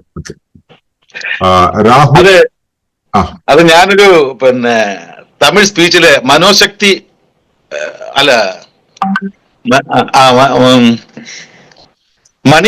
മനോശക്തി മനോമണി എന്നങ്ങാട്ടൊരു പേരുള്ളൊരു അദ്ദേഹത്തിന്റെ ഒരു വളരെ, അതായത് ലോ ഓഫ് അട്രാക്ഷൻ, അതായത് ഇതിന്റെ ഇത് ഈ നമ്മുടെ ഇതുപരമായിട്ട് പ്രകൃതിപരമായിട്ടുള്ള ചില കാര്യങ്ങളെ കുറിച്ച് വിശദമാക്കുന്ന ഒരു ഇതിലാണ് കേട്ടെ.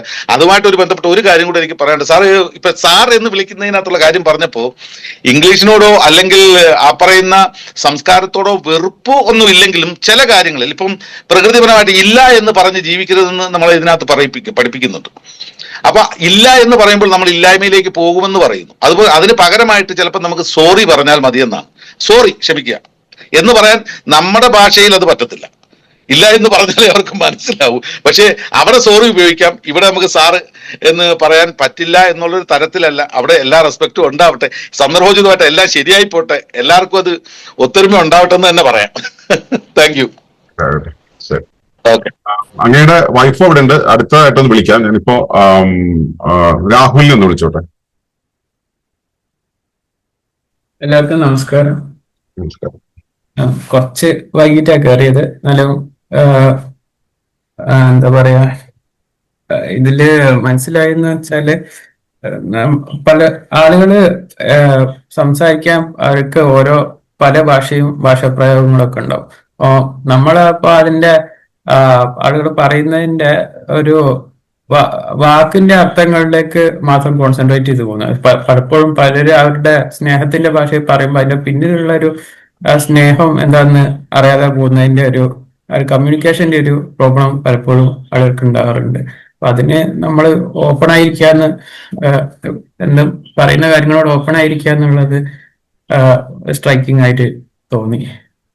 അതാണ് എനിക്ക് പറയാനുള്ളത്. ഓക്കെ,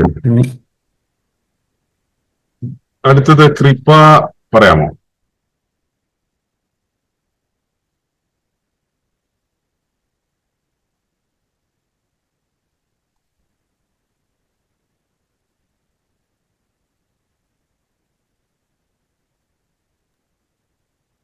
നമസ്കാരം സാർ. നമസ്കാരം ചേട്ടാ, സന്തോഷ് ചേട്ടാ. നമസ്കാരം ഏട്ടാ. പറഞ്ഞോളൂ. ഇന്നത്തെ സെഷൻ ശരിക്കും പറഞ്ഞാൽ എല്ലാവർക്കും ഗുണമായിട്ടുള്ള ഒരു ഇതാണ്. കാരണം നമ്മളും ഇതുപോലെ കുട്ടികൾ ഏതോ ഒരു ജനറേഷനിൽ പെട്ട പോലെയാണ് നമുക്ക് ഫീൽ ചെയ്യണത്. പലപ്പോഴും ആലോചിച്ചിട്ടുണ്ട്. അതായത് അയ്യോ ഇതാണോ ന്യൂ ജനറേഷൻ, അവരുടെ ഓരോരോ റെസ്പോൺസുകൾ പറയുമ്പോ ഇതാണോ ന്യൂ ജനറേഷൻ എന്ന് പലപ്പോഴും ആലോചിച്ചിട്ടുണ്ട്. നമുക്ക് ആ ഒരു റിയാലിറ്റി ആക്സെപ്റ്റ് ചെയ്യാൻ തന്നെ പറ്റുള്ളൂ ഇപ്പോ.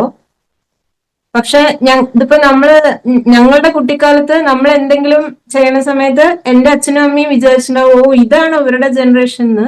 അപ്പൊ അതുപോലെ ഇനി കുറച്ചും കൂടെ കഴിഞ്ഞിട്ട് അവര് ഞങ്ങളുടെ ഏജ് ആവുന്ന സമയത്ത് അവരുടെ കുട്ടികളുടെ ഉള്ള റെസ്പോൺസ് കേൾക്കണ സമയത്ത് അവർക്ക് അപ്പൊ ഒരു വണ്ടർ അടിക്കും. അപ്പൊ ഇതിപ്പോ എല്ലാ കാലഘട്ടത്തിലും ഈ ഒരു കാലഘട്ടത്തിൽ കൂടെ മനുഷ്യന്മാര് കടന്നു പോണ്ടി വരും എന്നായിരിക്കും. അപ്പൊ മാക്സിമം നമ്മള് കുറച്ചും കൂടെ ഇന്റലക്ച്വൽ ആയിട്ട് ലെറ്റ് ഇറ്റ് ഗോ എന്നുള്ള രീതിക്ക് ഞങ്ങള് മാക്സിമം അവരെ സപ്പോർട്ട് ചെയ്യുക. നമ്മളെ കൊണ്ടാവുന്ന പോലെ നമ്മള് പ്രത്യക്ഷമായിട്ടും പരോക്ഷമായിട്ടും സപ്പോർട്ട് ചെയ്യുക. എന്നിട്ട് ഇങ്ങനെ ഒരു റിയാലിറ്റി മനസ്സിലാക്കുക. അതായത് ഇത് എല്ലാ കാലഘട്ടത്തിലും ഉണ്ടാവും, നമുക്ക് ഒരിക്കലും മാറ്റാൻ പറ്റില്ല എന്നുള്ളൊരു റിയാലിറ്റി മനസ്സിലാക്കിയാൽ കുറെ കൂടെ ശരിയാവുമെന്ന് എനിക്ക് തോന്നി ഏട്ടാ.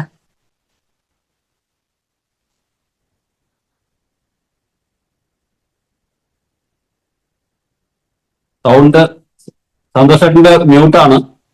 ഓക്കെ. നിസാർദ്ദീൻ ചേട്ടന്റെ വൈഫ് ഒന്ന് സംസാരിച്ചാൽ കൊള്ളാം, ഒന്ന് പരിചയപ്പെടുത്തിയിട്ട്.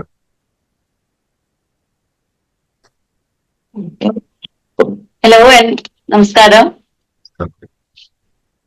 എന്റെ പേര് ബീജ. ഞങ്ങൾ രണ്ടുപേരും കുവൈറ്റിലാണുള്ളത്.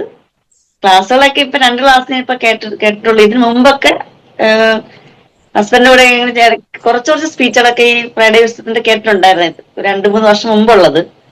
കുറച്ച് സൗണ്ടിൽ പറയാൻ പറ്റുമോ? കേൾക്കുന്ന സൗണ്ട് കുറവാണ്. ഹലോ, നമസ്കാരം. എന്റെ പേര് ബീജ. കുവൈറ്റില് ഹസ്ബൻഡുമായിട്ട് ഇവിടെ നിൽക്കുന്നു. ഇതിനു മുമ്പ് ഉള്ള ക്ലാസ്സുകളൊക്കെ ഞാൻ കുറച്ച് സ്പീച്ചുകളൊക്കെ കേട്ടിട്ടുണ്ടായിരുന്നു 2 വർഷം മുമ്പുള്ളത് ഫ്രൈഡേ ബിസിനസിന്റെ. ഇപ്പൊ ഈ 2 ദിവസത്തെ ക്ലാസ് 2 പ്രാവശ്യം ക്ലാസ് കുറച്ച് കേട്ടു, ഫുള്ളായിട്ട് കേട്ടില്ല. ഇന്നത്തതും കുറച്ചേ കേട്ടിട്ടുള്ളൂ. കുറെ കാര്യങ്ങളൊക്കെ മനസ്സിലായിട്ടുണ്ട്. കുട്ടികളോട് പറയുന്ന കുറെ കാര്യങ്ങളൊക്കെ നല്ല കാര്യങ്ങളാണ്. ഇപ്പോഴത്തെ കുട്ടികളെന്ന് പറഞ്ഞാൽ കൂടുതലും മൊബൈലിലാണ് അവരുടെ ലോകം. പണ്ടുള്ള ജനറേഷൻ പോലല്ല ഇപ്പോഴത്തെ കുട്ടികള്. കുറച്ചുകൂടെ കുട്ടികൾ മാറാറുണ്ട്. അവർക്കെന്ന് വെച്ചാൽ ഒരു കമ്മ്യൂണിക്കേഷൻ ഇല്ല. കൂടുതലും അവർക്ക് ഉള്ള എല്ലാം കമ്മ്യൂണിക്കേഷൻ ഇപ്പൊ മൊബൈൽ വഴിയാണ്. പണ്ടുള്ള നമ്മൾ ജനറേഷൻ എന്ന് പറഞ്ഞാൽ ഫ്രണ്ട്സും സുഹൃത്തുക്കള് അല്ലെങ്കിൽ ഫാമിലി ആയിട്ട് അവള് അറ്റാച്ച്ഡ് ആയിരുന്നു. ഇപ്പം അത് അങ്ങനത്തെ അല്ല. പിന്നെ സാറിന്റെ കുറച്ച് ക്ലാസ്സുകൾ ഞാൻ കേൾക്കാറുള്ളൂ. ക്ലാസ് കൊള്ളായിരുന്നു. പിന്നെ ഹസ്ബൻഡ് കൊടുക്കുന്ന കുറെ സ്പീച്ചുകൾ കേട്ട് ഉള്ള അറിവുകൾ മാത്രമേ ഉള്ളൂ. ചുരുക്കി പറഞ്ഞാൽ ഈ കൊട്ടയിലും കുറച്ച് ചാണകം പോയി വൃത്തിയാവുന്നുണ്ടെന്ന് സാരം സാറേ. മനസ്സിലായി, നല്ലപോലെ മനസ്സിലായി. വൃത്തിയാവട്ടെ. Okay, thank you. Okay okay. Sanoj.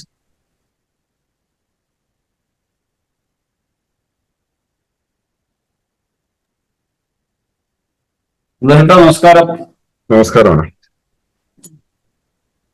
നല്ല ഈ വിഷയം, ഇന്നെടുത്ത വിഷയം നമുക്ക് പുതിയതാണോ തോന്നുന്നുണ്ടോ അറിയില്ല. പക്ഷെ കാലങ്ങളായിട്ടുള്ള ഇവിടെ ഈ ലോകത്തുള്ള വിഷയമാണ് ജനറേഷൻ ഗ്യാപ്പ്. നമ്മൾ ചെറുപ്പം തൊട്ട് കേൾക്കാൻ പറയുന്ന പഴയ കാലത്തെയും ഇപ്പോഴത്തെയും നമ്മൾക്കുള്ള പരാതികൾ എന്നുള്ളതാണ്. പക്ഷെ ഇപ്പോൾ ഉള്ള നമ്മുടെ ഒരു ബുദ്ധിമുട്ട് എന്താ കേട്ട് കഴിഞ്ഞാൽ 3 ജനറേഷനാണ്. ഇപ്പോ നേരത്തെ ആരോ പറഞ്ഞ പോലെ നമ്മുടെ മുതിർന്ന ഒരു തലമുറ, നമ്മുടെ ഒരു തലമുറ, പിന്നീട് നമ്മുടെ താഴെയുള്ള തലമുറ, 3 തലമുറ ഒരുമിച്ച് ജീവിക്കുകയാണ്. ഇപ്പൊ പോണ പോക്ക് സന്തോഷമായിട്ട് നേരത്തെ പറഞ്ഞ റോക്കറ്റ് പോണ പോലെ പോക്കാണ് ഇന്നത്തെ ലോകം. അപ്പൊ ഈ തലമുറകളുടെ ഡിഫറൻസ് കുറഞ്ഞുകൊണ്ടിരിക്കുകയാണ്. 20 വർഷം എന്നുള്ളത് ഇപ്പൊ 10 ആയി, 5 വർഷത്തേക്ക് ഒതുങ്ങുകയാണ് തലമുറകളൊക്കെ. അപ്പൊ ഇനി കുറച്ചൊരു 10 വർഷം കൂടെ 15 വർഷം കൂടെ കഴിയുമ്പോൾ 4 തരത്തിലുള്ള തലമുറകളാണ് ഈ ലോകത്തിൽ ജീവിക്കാൻ പോകുന്നത്. അത് എങ്ങനെയാണോ അത് വിസ്ഫോടനമാകുക എന്ന് നമുക്ക് കണ്ടറിയാൻ പോകുന്നേ ഉള്ളൂ.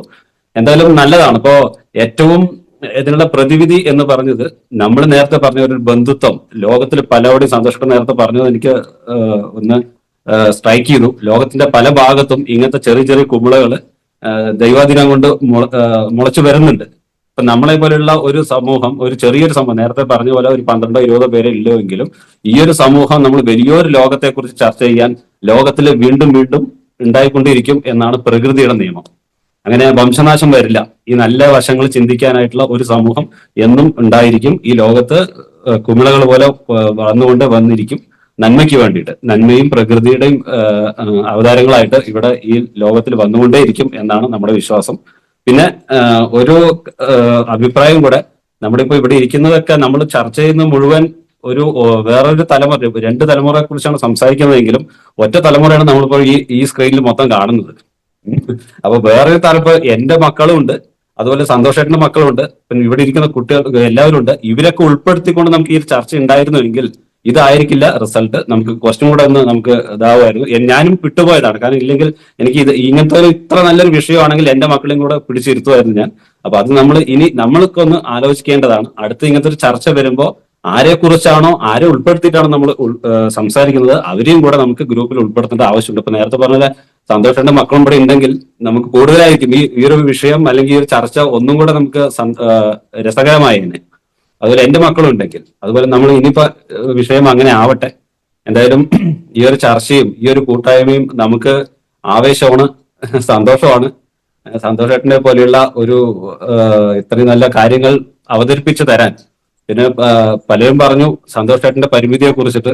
പക്ഷെ ഈ ഭാഷയാണ് സന്തോഷേട്ടന്റെ ഭാഷയാണ് എനിക്ക് ഈ ക്ലാസ്സിൽ ഇരിക്കാൻ ആകെ ഒരു പ്രേരണ. കടുകട്ടി എന്നൊക്കെ പലരും പറയുകയാണെങ്കിലും പക്ഷെ അത് കേൾക്കാൻ ഒരു രസമുണ്ട്.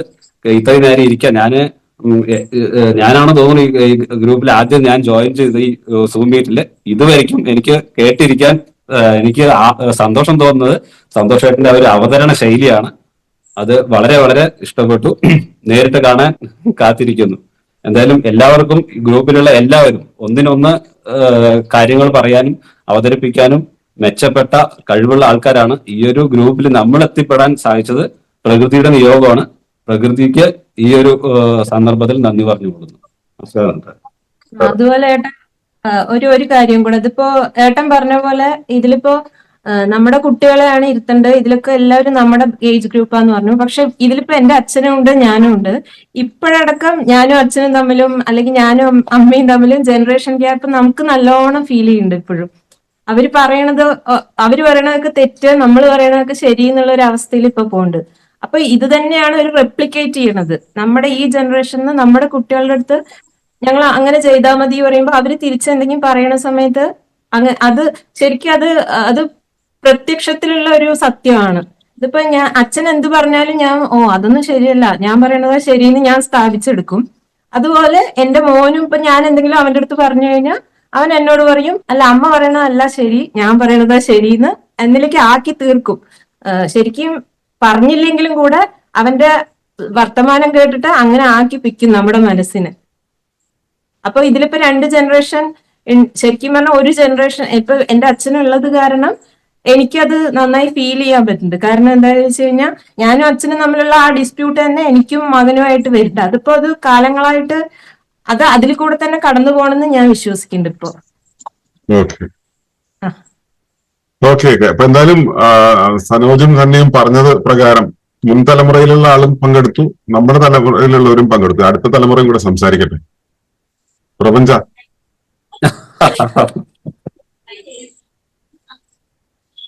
എല്ലാവർക്കും നമസ്കാരം. എന്റെ പേര് പ്രപഞ്ച ഒളിമ്പ. മക്കൾ എന്നുള്ള ഇത്രയും പേരുടെ മക്കളുടെ ഒരു പ്രതിനിധിയായിട്ട് ഞാൻ ക്ലാസ് കേട്ടതിന്റെ ഒരു ഫീഡ്ബാക്ക് പറയാണ്. അപ്പം ഈ പറഞ്ഞതെല്ലാം നിങ്ങൾ 2 മണിക്കൂർ കൊണ്ട് കേട്ടുന്നുണ്ടെങ്കിൽ ഞാൻ 19 വർഷം കൊണ്ട് കേട്ട കാര്യങ്ങളാണ്. അതുകൊണ്ട് എന്താ പറയാന്ന് വെച്ച് കഴിഞ്ഞാല് നമ്മള് ഇതപ്പോ മക്കളുടെ ഭാഗത്തുനിന്ന് പറയുകയാണെന്നുണ്ടെങ്കിൽ അവരുടെ മുന്നിലേക്ക് വന്നതെന്തോ അവരതിനെ എടുത്തു എന്നുള്ളതേ ഉള്ളൂ. അല്ലാതെ ഇല്ലാത്തൊരു സാധനം അവരുണ്ടാക്കിയെടുത്തില്ല. ഇപ്പൊ മൊബൈലിന്റെ കാര്യമായാലും സോഷ്യൽ മീഡിയയുടെ കാര്യമായാലും അവരുടെ കയ്യിലേക്ക് വന്നു, അവരുടെ മുന്നിലേക്ക് വന്നു, അവരുടെ ചുറ്റുപാടിൽ അതുണ്ടായിരുന്നു. അതുകൊണ്ട് അവർ അതിനെ ഉള്ളിലേക്ക് എടുത്തു എന്നുള്ളതാണ്. ഒരിക്കലും അവരത് തെറ്റായത് കൊണ്ട് തെറ്റാണ് അതുകൊണ്ട് ഞാൻ അതിലേക്ക് പോകണം എന്ന് ഉദ്ദേശിച്ചില്ല. ഇപ്പം എന്നെയും എന്റെ ഫോണിനെയും സംബന്ധിച്ച് അച്ഛൻ എന്റെ അടുത്ത് ഇടയ്ക്ക് ഫോണ് സബ്മിറ്റ് ചെയ്യാൻ പറയും, രാത്രി ഇത്ര മണിക്ക് ശേഷം ഫോൺ എടുക്കരുത് അങ്ങനെ പറയും. അപ്പൊ ഞാൻ പറയും ഫോണ് എന്റെ ബെസ്റ്റ് ഫ്രണ്ടിനെ പോലെയാണ്. കാരണം എന്റെ ചുറ്റുമുള്ളവർക്ക് മനുഷ്യന്മാർക്ക് മനസ്സിലാവാത്ത കാര്യങ്ങൾ ഇപ്പം AI വന്നു, അതേപോലെ അപ്പം ഫോണിന് ശരിക്കും പറഞ്ഞ എനിക്ക് എന്റെ കൂടെ ഉള്ള ഒരാളെ പോലെ. അപ്പം പക്ഷെ എന്നാലും അഡിക്ഷൻ ഇല്ലാന്ന് ഞാൻ മനസ്സിലാക്കുന്നു. കാണുന്നവർക്ക് അങ്ങനെ ഉണ്ടെന്ന് തോന്നലുണ്ട്. അപ്പം എന്താ പക്ഷെ എന്നെ സംബന്ധിച്ച് എന്റെ ഈ ലോകത്ത് ഇപ്പം എന്റെ ഏജ് ഗ്രൂപ്പിലുള്ള മറ്റു കുട്ടികളെ സംബന്ധിച്ച് ഞാൻ ബെറ്റർ ആണെന്ന് എനിക്കൊരു സ്വയം ഉള്ള ഒരിതുണ്ട്. കാരണം അപ്പം മൊബൈലിലുള്ള വേറെ കുറെ കാര്യങ്ങളുണ്ട്. ഇപ്പൊ ഗെയിംസ് ആയാലും അല്ലെങ്കിൽ ഇപ്പൊ സോഷ്യൽ മീഡിയയിൽ തന്നെ ഇപ്പൊ ഇൻഫ്ലുവൻസേഴ്സ്, അതേപോലെ അങ്ങനത്തെ കുറെ കാര്യങ്ങൾ അവര് ഫോളോ ചെയ്യുന്ന കുറെ കാര്യങ്ങളുണ്ട്. അതിലേക്കൊന്നും ഞാൻ പോയിട്ടില്ല. ഇപ്പം മേക്കപ്പ് ആയാലും അങ്ങനത്തെ ഒരു കാര്യങ്ങൾ ഞാൻ മേക്കപ്പ് ഇടാറില്ല. എനിക്ക് പണ്ട് ഇതിനോടൊക്കെ ഭയങ്കര ഇഷ്ടമുണ്ടായിരുന്നു. പക്ഷെ അത് എനിക്ക് എത്രത്തോളം ഗുണം ചെയ്യുന്നുണ്ടെന്ന് ഞാൻ അന്വേഷിച്ചില്ല. പക്ഷെ അത് ഓരോ ഘട്ടങ്ങളിൽ എനിക്ക് മനസ്സിലായി.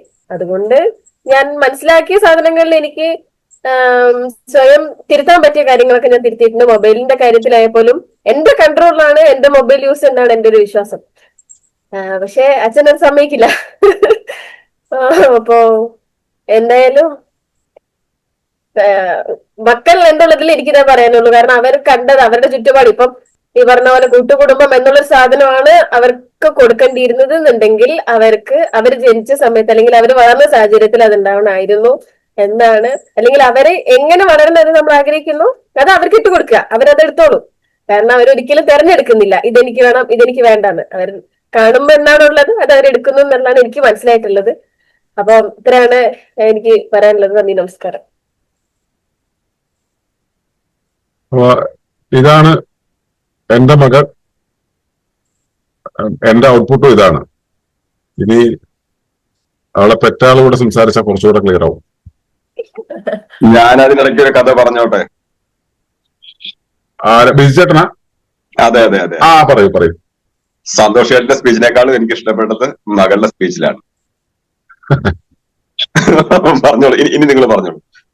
ഓക്കെ.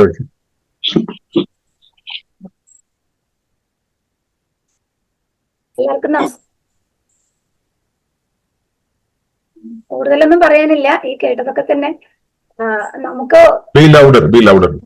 എല്ലാവർക്കും എല്ലാ കാലത്തും എല്ലാവർക്കും അഭിമുഖീകരിക്കുന്ന ഒരു പ്രശ്നം. എല്ലാവരും പറഞ്ഞതുപോലെ ഈ കഴിഞ്ഞ തലമുറ അല്ലെങ്കിൽ നമുക്ക് മുന്നേ ഉള്ള തലമുറയെ മനസ്സിലാക്കാൻ കഴിയുന്നില്ല, അല്ലെങ്കിൽ ആ ഒരു ഗ്യാപ്പ് ഉണ്ട് എന്നുള്ളത്. അവിടെ എനിക്ക് തോന്നുന്നത് നമുക്ക് ഈ എന്തിന് പ്രാധാന്യം കൊടുക്കണം, എന്തിന് പ്രാധാന്യം കൊടുക്കണ്ട എന്നുള്ളതിലാണ് ആ ഗ്യാപ്പ് ഏറ്റവും കൂടുതൽ വരുന്നത്. ഈ തലമുറ പ്രാധാന്യം കൊടുക്കുന്ന കാര്യങ്ങൾക്ക് അല്ല നമ്മുടെ തലമുറ പ്രാധാന്യം കൊടുത്തിരുന്നത്. അതുപോലെ തന്നെ നമ്മളിപ്പോ മുന്നേ ട്രഡീഷൻ എന്ന് പറഞ്ഞൊരു പടം കണ്ടിട്ടുണ്ട്. അതില് ഈ പറയുന്ന തലമുറകൾ തമ്മിലുള്ള വ്യത്യാസത്തെ കുറിച്ച് കൃത്യമായിട്ടൊരു ചിത്രീകരണം നല്ല രീതിയിൽ അത് കണ്ടാൽ നമുക്ക് മനസ്സിലാകും. അത് അതിന്റെ ഒരു സ്വാഭാവികതയിൽ സംഭവിക്കുന്നതാണ്. ഈ മോള് പറഞ്ഞതുപോലെ തന്നെ അത് മനഃപൂർവ്വം സംഭവിക്കുന്നതല്ല. അവര് വളർത്തപ്പെടുന്ന അല്ലെങ്കിൽ അവർ ജനിച്ചു വീഴുന്ന ആ കാലത്തിൽ നിന്ന് അവർക്ക് കിട്ടുന്നത് അവര് ചുമന്നോട് നടക്കുന്നു എന്നുള്ളതാണ്. അപ്പം പിന്നെ എനിക്ക് തോന്നിയിട്ടുള്ള വേറൊരു കാര്യം, നമ്മള് ഈ ഫിഡ്ലർ ഓൺ ദ റൂഫ്, അതാണ് സിനിമയുടെ പേര്.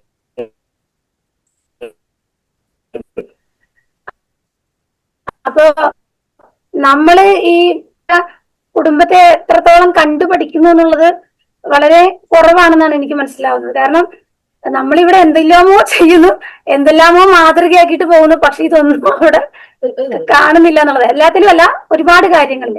അപ്പോ ഈ അവര് സ്ഥിരമായിട്ട് യൂസ് ചെയ്യുന്ന കാര്യങ്ങൾ, അല്ലെങ്കിൽ സ്ഥിരമായിട്ട് കാണുന്ന ആളുകൾ, സ്ഥിരമായിട്ട് അവരിടപെടുന്ന സമൂഹം എന്തൊക്കെയാണോ അതിൽ നിന്നെല്ലാം വളരെ വേഗത്തിൽ അവര് എന്താ പറയാ അബ്സോർവ് ചെയ്യുന്നുണ്ടെന്നുള്ളത്. അപ്പൊ ഇതെല്ലാം കൂടെ ചേർന്നിട്ടാണ് നമ്മളും ഉണ്ടായതെങ്കിലും കുറെ കാര്യങ്ങൾ ഈ പറയുന്ന ഡിസ്ട്രാക്ട് ചെയ്യുന്ന കാര്യങ്ങൾ കുറവായിരുന്നു നമ്മുടെ കാലത്ത് വളർത്തപ്പെടുന്ന സമയത്ത്. അപ്പൊ കുറച്ചും കൂടെ നമുക്ക് പ്രകൃതിയായിട്ട് ഇടപെടാനും തനിച്ചിരിക്കാനും അല്ലെങ്കിൽ നല്ല സൗഹൃദങ്ങൾ അല്ലെങ്കിൽ 1-2 സുഹൃത്തുക്കളിൽ നിൽക്കാനും ഒക്കെ ഒരു ചോയ്സ് കുറവായിരുന്നു നമുക്ക്. അതിന്റെ ഒരു ഗുണം നല്ലതുപോലെ ഉണ്ട്. പക്ഷെ ഇന്ന് അങ്ങനെയല്ല, എല്ലാത്തിലും ഒരുപാട് കുട്ടികൾക്ക് ഓപ്ഷൻസ് ഉണ്ടെന്നുള്ളതാണ്. അവർക്ക് കൺഫ്യൂഷൻ ഉണ്ട് അതിന്റെ, എന്നാൽ പലതിന്റെയും സുഖകരമായിട്ടൊരു അവസ്ഥയിലൂടെ അവർ കടന്നു പോകുന്നുണ്ട്. അപ്പൊ ഇതെല്ലാം കൂടിയിട്ടാണ് അവരെ കൊണ്ടുപോകുന്നത് എന്നുള്ളതാണ്. അപ്പൊ ഇതില് ഒളിമ്പസ് അല്ലെങ്കിൽ നമ്മളിവിടെ പറയുന്നത് ആ ഗുരുത്വം എന്നുള്ള ഒരു അവസ്ഥയിലേക്ക്, അതായത് ഭൂമിയോട് ചേർന്ന് നിൽക്കുന്ന, പ്രകൃതിയോട് ചേർന്ന് നിൽക്കുന്ന ഒരു അവസ്ഥയിലേക്ക് എത്രയും വേഗം എത്തിപ്പെടുക എന്നുള്ളതാണ്. അപ്പൊ നമുക്ക് ആ വിട്ടുപോക്ക് എന്നുള്ളത്, ആ ചിതറി പോവുക എന്നുള്ളതിനെ കുറയ്ക്കാൻ സാധിക്കും. അപ്പൊ അതിനു വേണ്ടിയിട്ടായിരിക്കും നമ്മളിങ്ങനെ കൂടുന്നത്, അല്ലെങ്കിൽ ഇത്തരം ആശയങ്ങളുള്ളവർ ഒരുമിച്ച് കൂടുന്നത് എന്നുള്ളതൊക്കെയാണ് മനസ്സിലാകുന്നത്. അപ്പൊ നമ്മളിലൂടെയൊക്കെ ആയിരിക്കണം പ്രകൃതി ഈ ഒരു കാര്യം എങ്ങനെ ഈ വരും തലമുറയുടെ ഒരു ബാലൻസ് നിലനിർത്താനായിട്ട് ശ്രമിക്കുന്നത്. അപ്പോ അത് മറ്റെവിടെയെങ്കിലും കിടക്കുന്ന ആരുടെയെങ്കിലും കൈകളിലല്ല, ഇത് കേൾക്കുന്ന നമ്മുടെയിലൂടെയാണ് ഇത് പ്രവർത്തിക്കേണ്ടതെന്നുള്ളത് നമുക്ക് ബോധ്യം വന്നാൽ മതി. അപ്പൊ പിന്നെ നമ്മുടെ അത് ഇപ്പോ ഈ പറയുന്ന വേറൊരു കാര്യം ഉണ്ടല്ലോ, നൂറാംകുരങ്ങൻ പ്രഭാവം എന്ന് പറയുന്ന ഒരു 100 മങ്കി സിൻഡ്രോം എന്ന് പറഞ്ഞിട്ടൊരു കാര്യം സമൂഹത്തിൽ പ്രവർത്തിക്കുന്നുണ്ടെന്ന് ഒരു കണ്ടെത്തലുണ്ട്. അതായത് ഒരു പ്രത്യേക പരിധിയിലുള്ള ആളുകള് ഒരു പ്രത്യേക കാര്യം പ്രാക്ടീസ് ചെയ്താല് അതിന്റെ ഒരു ഇഫക്റ്റ് ഒരു 100 കഴിയുന്ന സമയത്ത്, അല്ലെങ്കിൽ ഒരു സർട്ടൺ എമൗണ്ട് കഴിയുന്ന സമയത്ത് ആ ഇഫക്റ്റ് ഇതുമായിട്ട് യാതൊരു ബന്ധമില്ലാത്തവരിലേക്കും അറിയാതെ പകരപ്പെടുന്നുള്ളതാണ്. അവരും ഇത് ചെയ്യാൻ തുടങ്ങുന്നുള്ളതാണ്. ഇപ്പോ ഈ കമ്പ്യൂട്ടർ യുഗത്തിൽ ജനിച്ചു വീഴുന്ന കുഞ്ഞുങ്ങൾക്ക് നമ്മൾ പഠിച്ചുണ്ടാക്കിയതാണ് കമ്പ്യൂട്ടർ വിവരം എന്ന് പറയുന്നത്. അവിടെ ഇതങ്ങനെയല്ല, അവരിത് സ്വാഭാവികമായിട്ട് ഇതില് കൈകാര്യം ചെയ്ത് വരുന്നു എന്ന് പറയുന്ന പോലൊരു അവസ്ഥ. അപ്പൊ ഇത് ഏറ്റവും കൂടുതൽ ഈ കാര്യങ്ങൾ പ്രാക്ടീസ് ചെയ്യുന്തോറും, കൂടുതൽ പേരിലേക്ക് ഇത് എത്തിപ്പെടുന്തോറും അത് കൂടുതൽ പേരിലേക്ക് അവരറിയാതെ തന്നെ ഇത് എത്തിച്ചേരും എന്നുള്ളത്, അല്ലെങ്കിൽ അവരിലൂടെ അത് പ്രവർത്തിക്കുന്നുള്ളത്. പ്രകൃതിയിൽ അങ്ങനെ ഒരു നിയമം കൂടി ഉണ്ട് എന്നുള്ളതാണ്. അപ്പൊ അത് നമുക്ക് ഉപയോഗിക്കാം എന്നുള്ളതാണ് എനിക്ക് പറയാനുള്ളത്.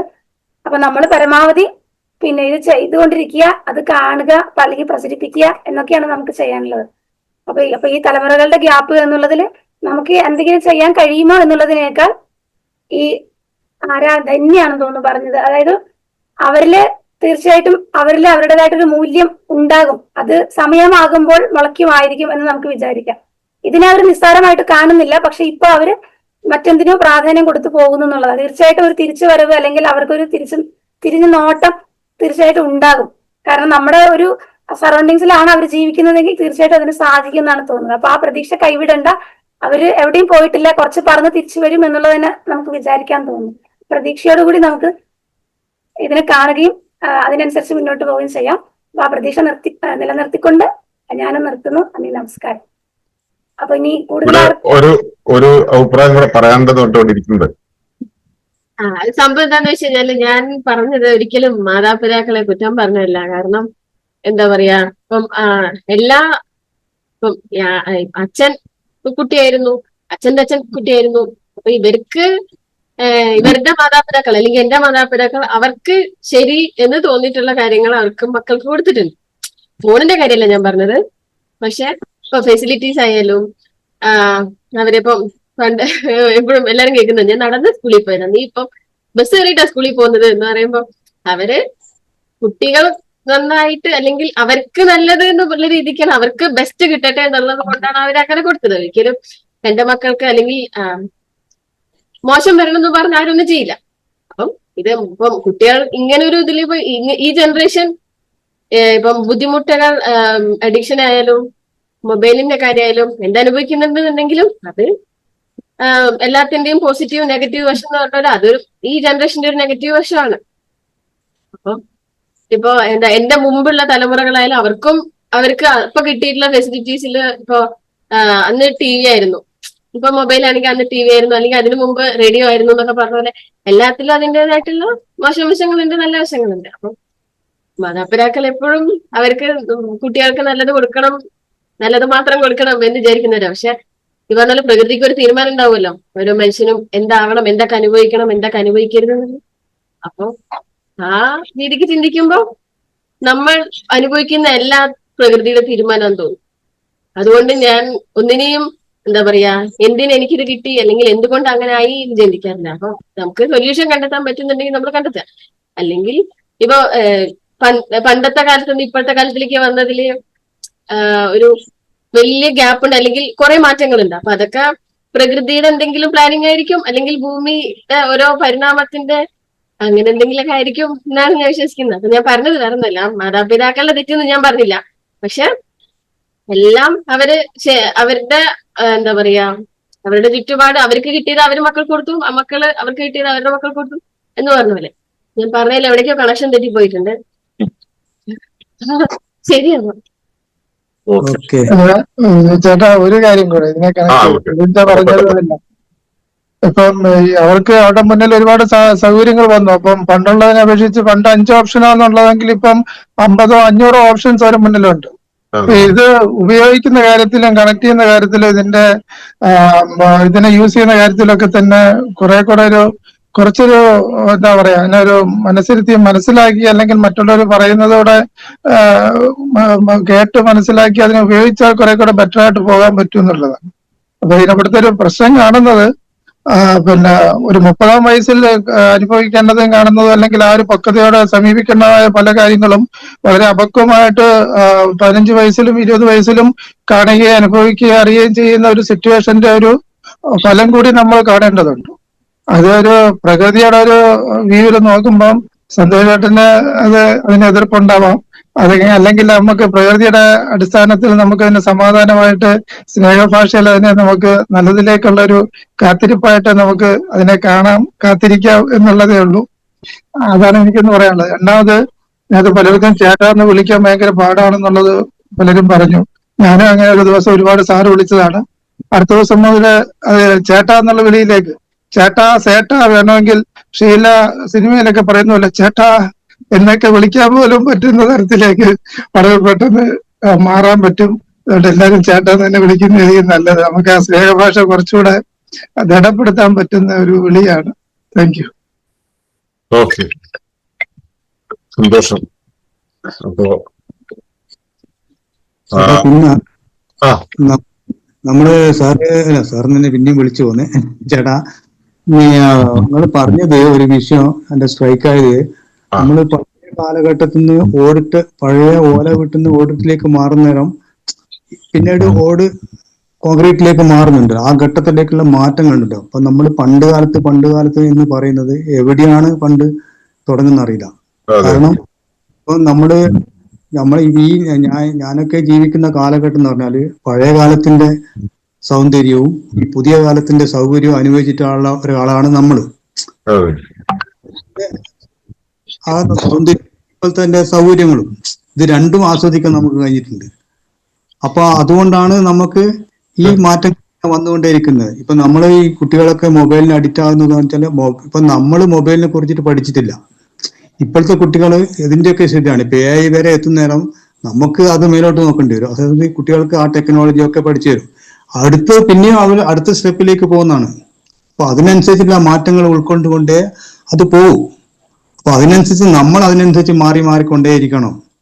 അതാണ് ഇതിന് പുതിയ ടെക്നോളജികൾ വരുന്നത്. അതുകൊണ്ട് മൊബൈൽ ഒരിക്കലും മോശമൊന്നുമില്ല, അതിനകത്ത് ഒരുപാട് നല്ല വശങ്ങളുണ്ട്. അത് നമ്മൾ ശ്രദ്ധിക്കുന്നത്, അത് കുട്ടികൾക്ക് ഗുണങ്ങളാകുന്നുണ്ട്, അതുണ്ട്. പക്ഷെ നമ്മളെ കമ്മ്യൂണിക്കേഷൻ ബന്ധങ്ങൾ ഉലയുന്നതുകൊണ്ടാണ് ഇത്ര അകൽച്ചകൾ ഉണ്ടാകുന്നതാണ് ചെറിയ വാക്കിൽ പറയാനുള്ളത്. Okay sir. ആ വിഷയത്തിൽ ഒരു കാര്യം എനിക്കും പറയാനുണ്ട് സാർ.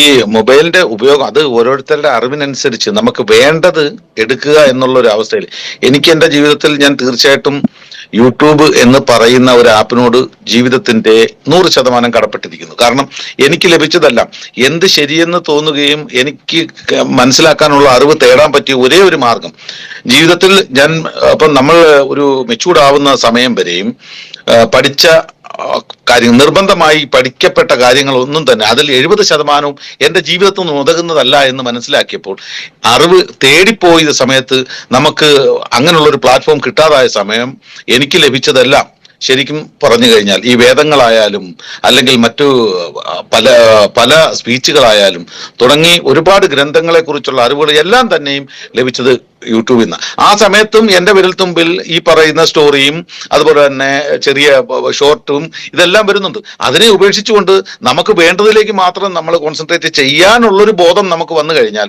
ഇതിനെ ഒഴിവാക്കി നമുക്ക് അതിലേക്ക് അത് മോള് പറഞ്ഞ കറക്റ്റ് തന്നെയാണ്. മോള് പറഞ്ഞ അപ്പം എനിക്ക് വേണ്ടുന്നത് എടുക്കാനുള്ള അവരുടെ ബോധത്തെ നമ്മൾ കൊടുത്തു കഴിഞ്ഞാൽ ഈ പറയുന്ന ലോകത്തിലൂടെ നമുക്ക് പോകാൻ പറ്റും. പഴയ ആൾക്കാർ കുതിരപ്പുറത്ത് നടന്നു അല്ലെങ്കിൽ കഴുതപ്പുറത്ത് നടന്നു എന്ന് പറഞ്ഞിട്ട് ഇന്ന് നമ്മൾ കാറിൽ നടക്കുന്നു. ഇന്നത്തെ അവസ്ഥ ഏതാണ്? ഈ സമയത്ത് ഇതിലൂടെ മാത്രമേ പോകാൻ പറ്റൂ. പക്ഷെ ഇതിന്റെ കേടുകളെ ഒഴിവാക്കിക്കൊണ്ട് നമുക്ക് അതിൽ നിന്നും വേണ്ടതിനെ എടുക്കാനുള്ളൊരു ബോധവും അറിവും ലഭിക്കണം. അതിനുള്ളൊരു സിറ്റുവേഷൻ നമ്മുടെ കുഞ്ഞുങ്ങൾക്കായാലും അത് കൊടുക്കുക എന്നുള്ളതാണ്. വേണ്ടാത്തതിനെ ഉപേക്ഷിച്ചുകൊണ്ട് വേണ്ടുന്നതിനെ എടുക്കാൻ, അല്ലാതെ നമുക്ക് മുമ്പോട്ടുള്ള ജീവിതം പോക്ക് നടക്കത്തില്ലല്ലോ. ഈ ഒരു യുഗത്തിൽ, ഇന്നത്തെ ഈ ഡിജിറ്റൽ യുഗത്തിൽ ശരിക്കും പറഞ്ഞാൽ ഇതൊന്നും ഇല്ലാതെ ജീവിക്കാൻ സാധിക്കത്തില്ല എന്നുള്ളതാണ് എനിക്ക്. അപ്പോൾ എനിക്ക് ലഭിച്ചതും ഈ പറയുന്ന മൊബൈൽ അല്ലെങ്കിൽ യൂട്യൂബ് ഈ തുടങ്ങിയ പ്രവിശ്യകളിലൂടെ മാത്രമായിരുന്നു എനിക്ക് ഈ പറയുന്ന കാര്യങ്ങൾ. ഇന്ന് നമ്മൾ ഇത് പറ്റുന്നത് പോലും, ഇത് നമുക്ക് ഇത്രയും നല്ല രീതിയിൽ നമുക്ക് സംസാരിക്കാൻ കഴിയുന്നത് പോലും ഈ ഒരു ഇത് ഉണ്ടായതുകൊണ്ടാ. കേൾക്കുന്നില്ലേ? ഇല്ല, സൗണ്ട് ഇല്ല.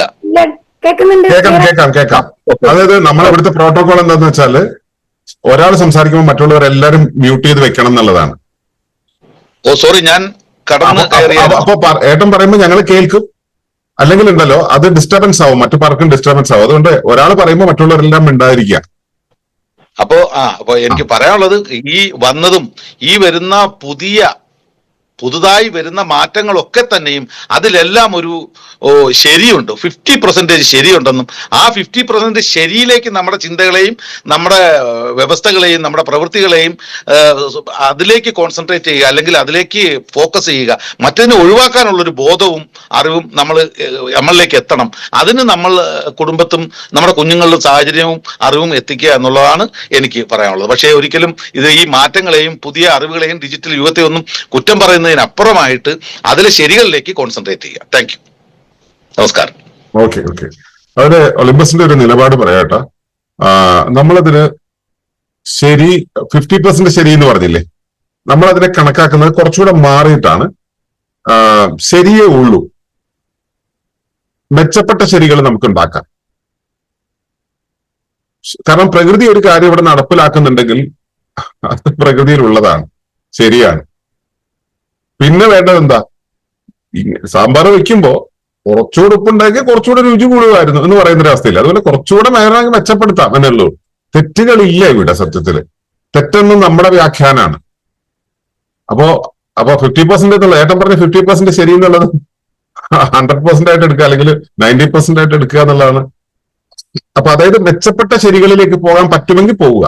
ഇനി അതല്ലെങ്കിലോ ഇതൊക്കെ ശരി തന്നെ എന്ന് വിചാരിക്കാൻ നമുക്ക് കഴിഞ്ഞാൽ അതാണ് സിദ്ധമാർഗം.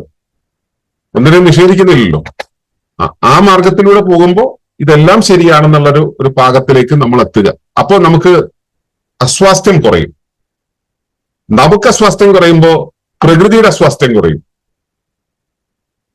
എനിക്ക് അസ്വാസ്ഥ്യം കുറയുമ്പോൾ എന്റെ സമാജത്തിന്റെ അസ്വാസ്ഥ്യം കുറയും. എന്റെ സമാജത്തിന്റെ അസ്വാസ്ഥ്യം കുറയാൻ കഴിഞ്ഞാൽ ഈ ഇവിടെ പറയുന്ന ലോകത്ത് നടക്കുന്ന കാര്യങ്ങളെല്ലാം നിരൂപിച്ചും ജഡ്ജ് ചെയ്യും നമ്മൾ ജീവിക്കുന്നതിന് പകരം ഇതെല്ലാം സുന്ദരമായി പോകുന്നു എന്ന് എല്ലാവർക്കും കരുതാൻ പറ്റിയാല് ഇവിടെ സത്യത്തിൽ പ്രശ്നങ്ങളുണ്ടോ? ഇല്ല. അപ്പൊ അങ്ങനെ കരുതാനുള്ള ഒരവസ്ഥ, അതായത് എല്ലാം ഭംഗിയായി പോകുന്നു എന്ന് കരുതാനുള്ള ഒരു അവസ്ഥ ഉണ്ടെങ്കിൽ നമ്മുടെ സത്യാനന്ദിക്കാടിന്റെ ഒരു സിനിമ കണ്ട ഒരു അവസ്ഥയായിരിക്കും, ഒരു ഫീൽ ഗുഡ് സ്റ്റേറ്റ് ആയിരിക്കും ഉണ്ടാവുക. അതുണ്ടാവട്ടെ എന്നുള്ളതാണ് നമ്മുടെ പക്ഷം. ഓക്കെ, ഏതായാലും വളരെ സന്തോഷം എല്ലാവരും വന്നതിൽ. നമ്മളിപ്പോ ഇന്ന് അരമണിക്കൂറിൽ കൂടുതൽ വീണ്ടും എടുത്തു. പിന്നെ ഇന്ന് സംസാരിച്ച എല്ലാവരും തന്നെ ഈ ഞാൻ സംസാരിച്ചതിനേക്കാളും ഭംഗിയായിട്ടാണ് നിരൂപണം പറഞ്ഞത്. എല്ലാവരും ഞാനെന്ത് പറഞ്ഞു എന്നുള്ളതല്ല നിങ്ങൾ ആവർത്തിച്ച് പറഞ്ഞത്, പകരം എല്ലാവരുടെയും ഓരോ പ്രഭാഷണങ്ങളായിരുന്നു ഉണ്ടായിരുന്നത്. അതുകൊണ്ട് കഴിവതും നിങ്ങൾ എല്ലാവരും സംസാരിച്ച കാര്യവും ഒറ്റ വീഡിയോ ആയിട്ട് യൂട്യൂബിൽ അപ്ലിങ്ക് ചെയ്യണമെന്നാണ് വിചാരിക്കുന്നത്. ഓക്കെ, അപ്പോ നമുക്കിവിടെ ഇന്ന് അവസാനിപ്പിക്കാം. അടുത്ത വെള്ളിയാഴ്ച വീണ്ടും ഒരു വിഷയമായിട്ട് നമുക്ക് കാണാം. അതുവരേക്കും ഗുഡ് നൈറ്റ്, നമസ്കാരം. എല്ലാവർക്കും നന്ദി, ശുഭരാത്രി. നമസ്കാരം. Thank you.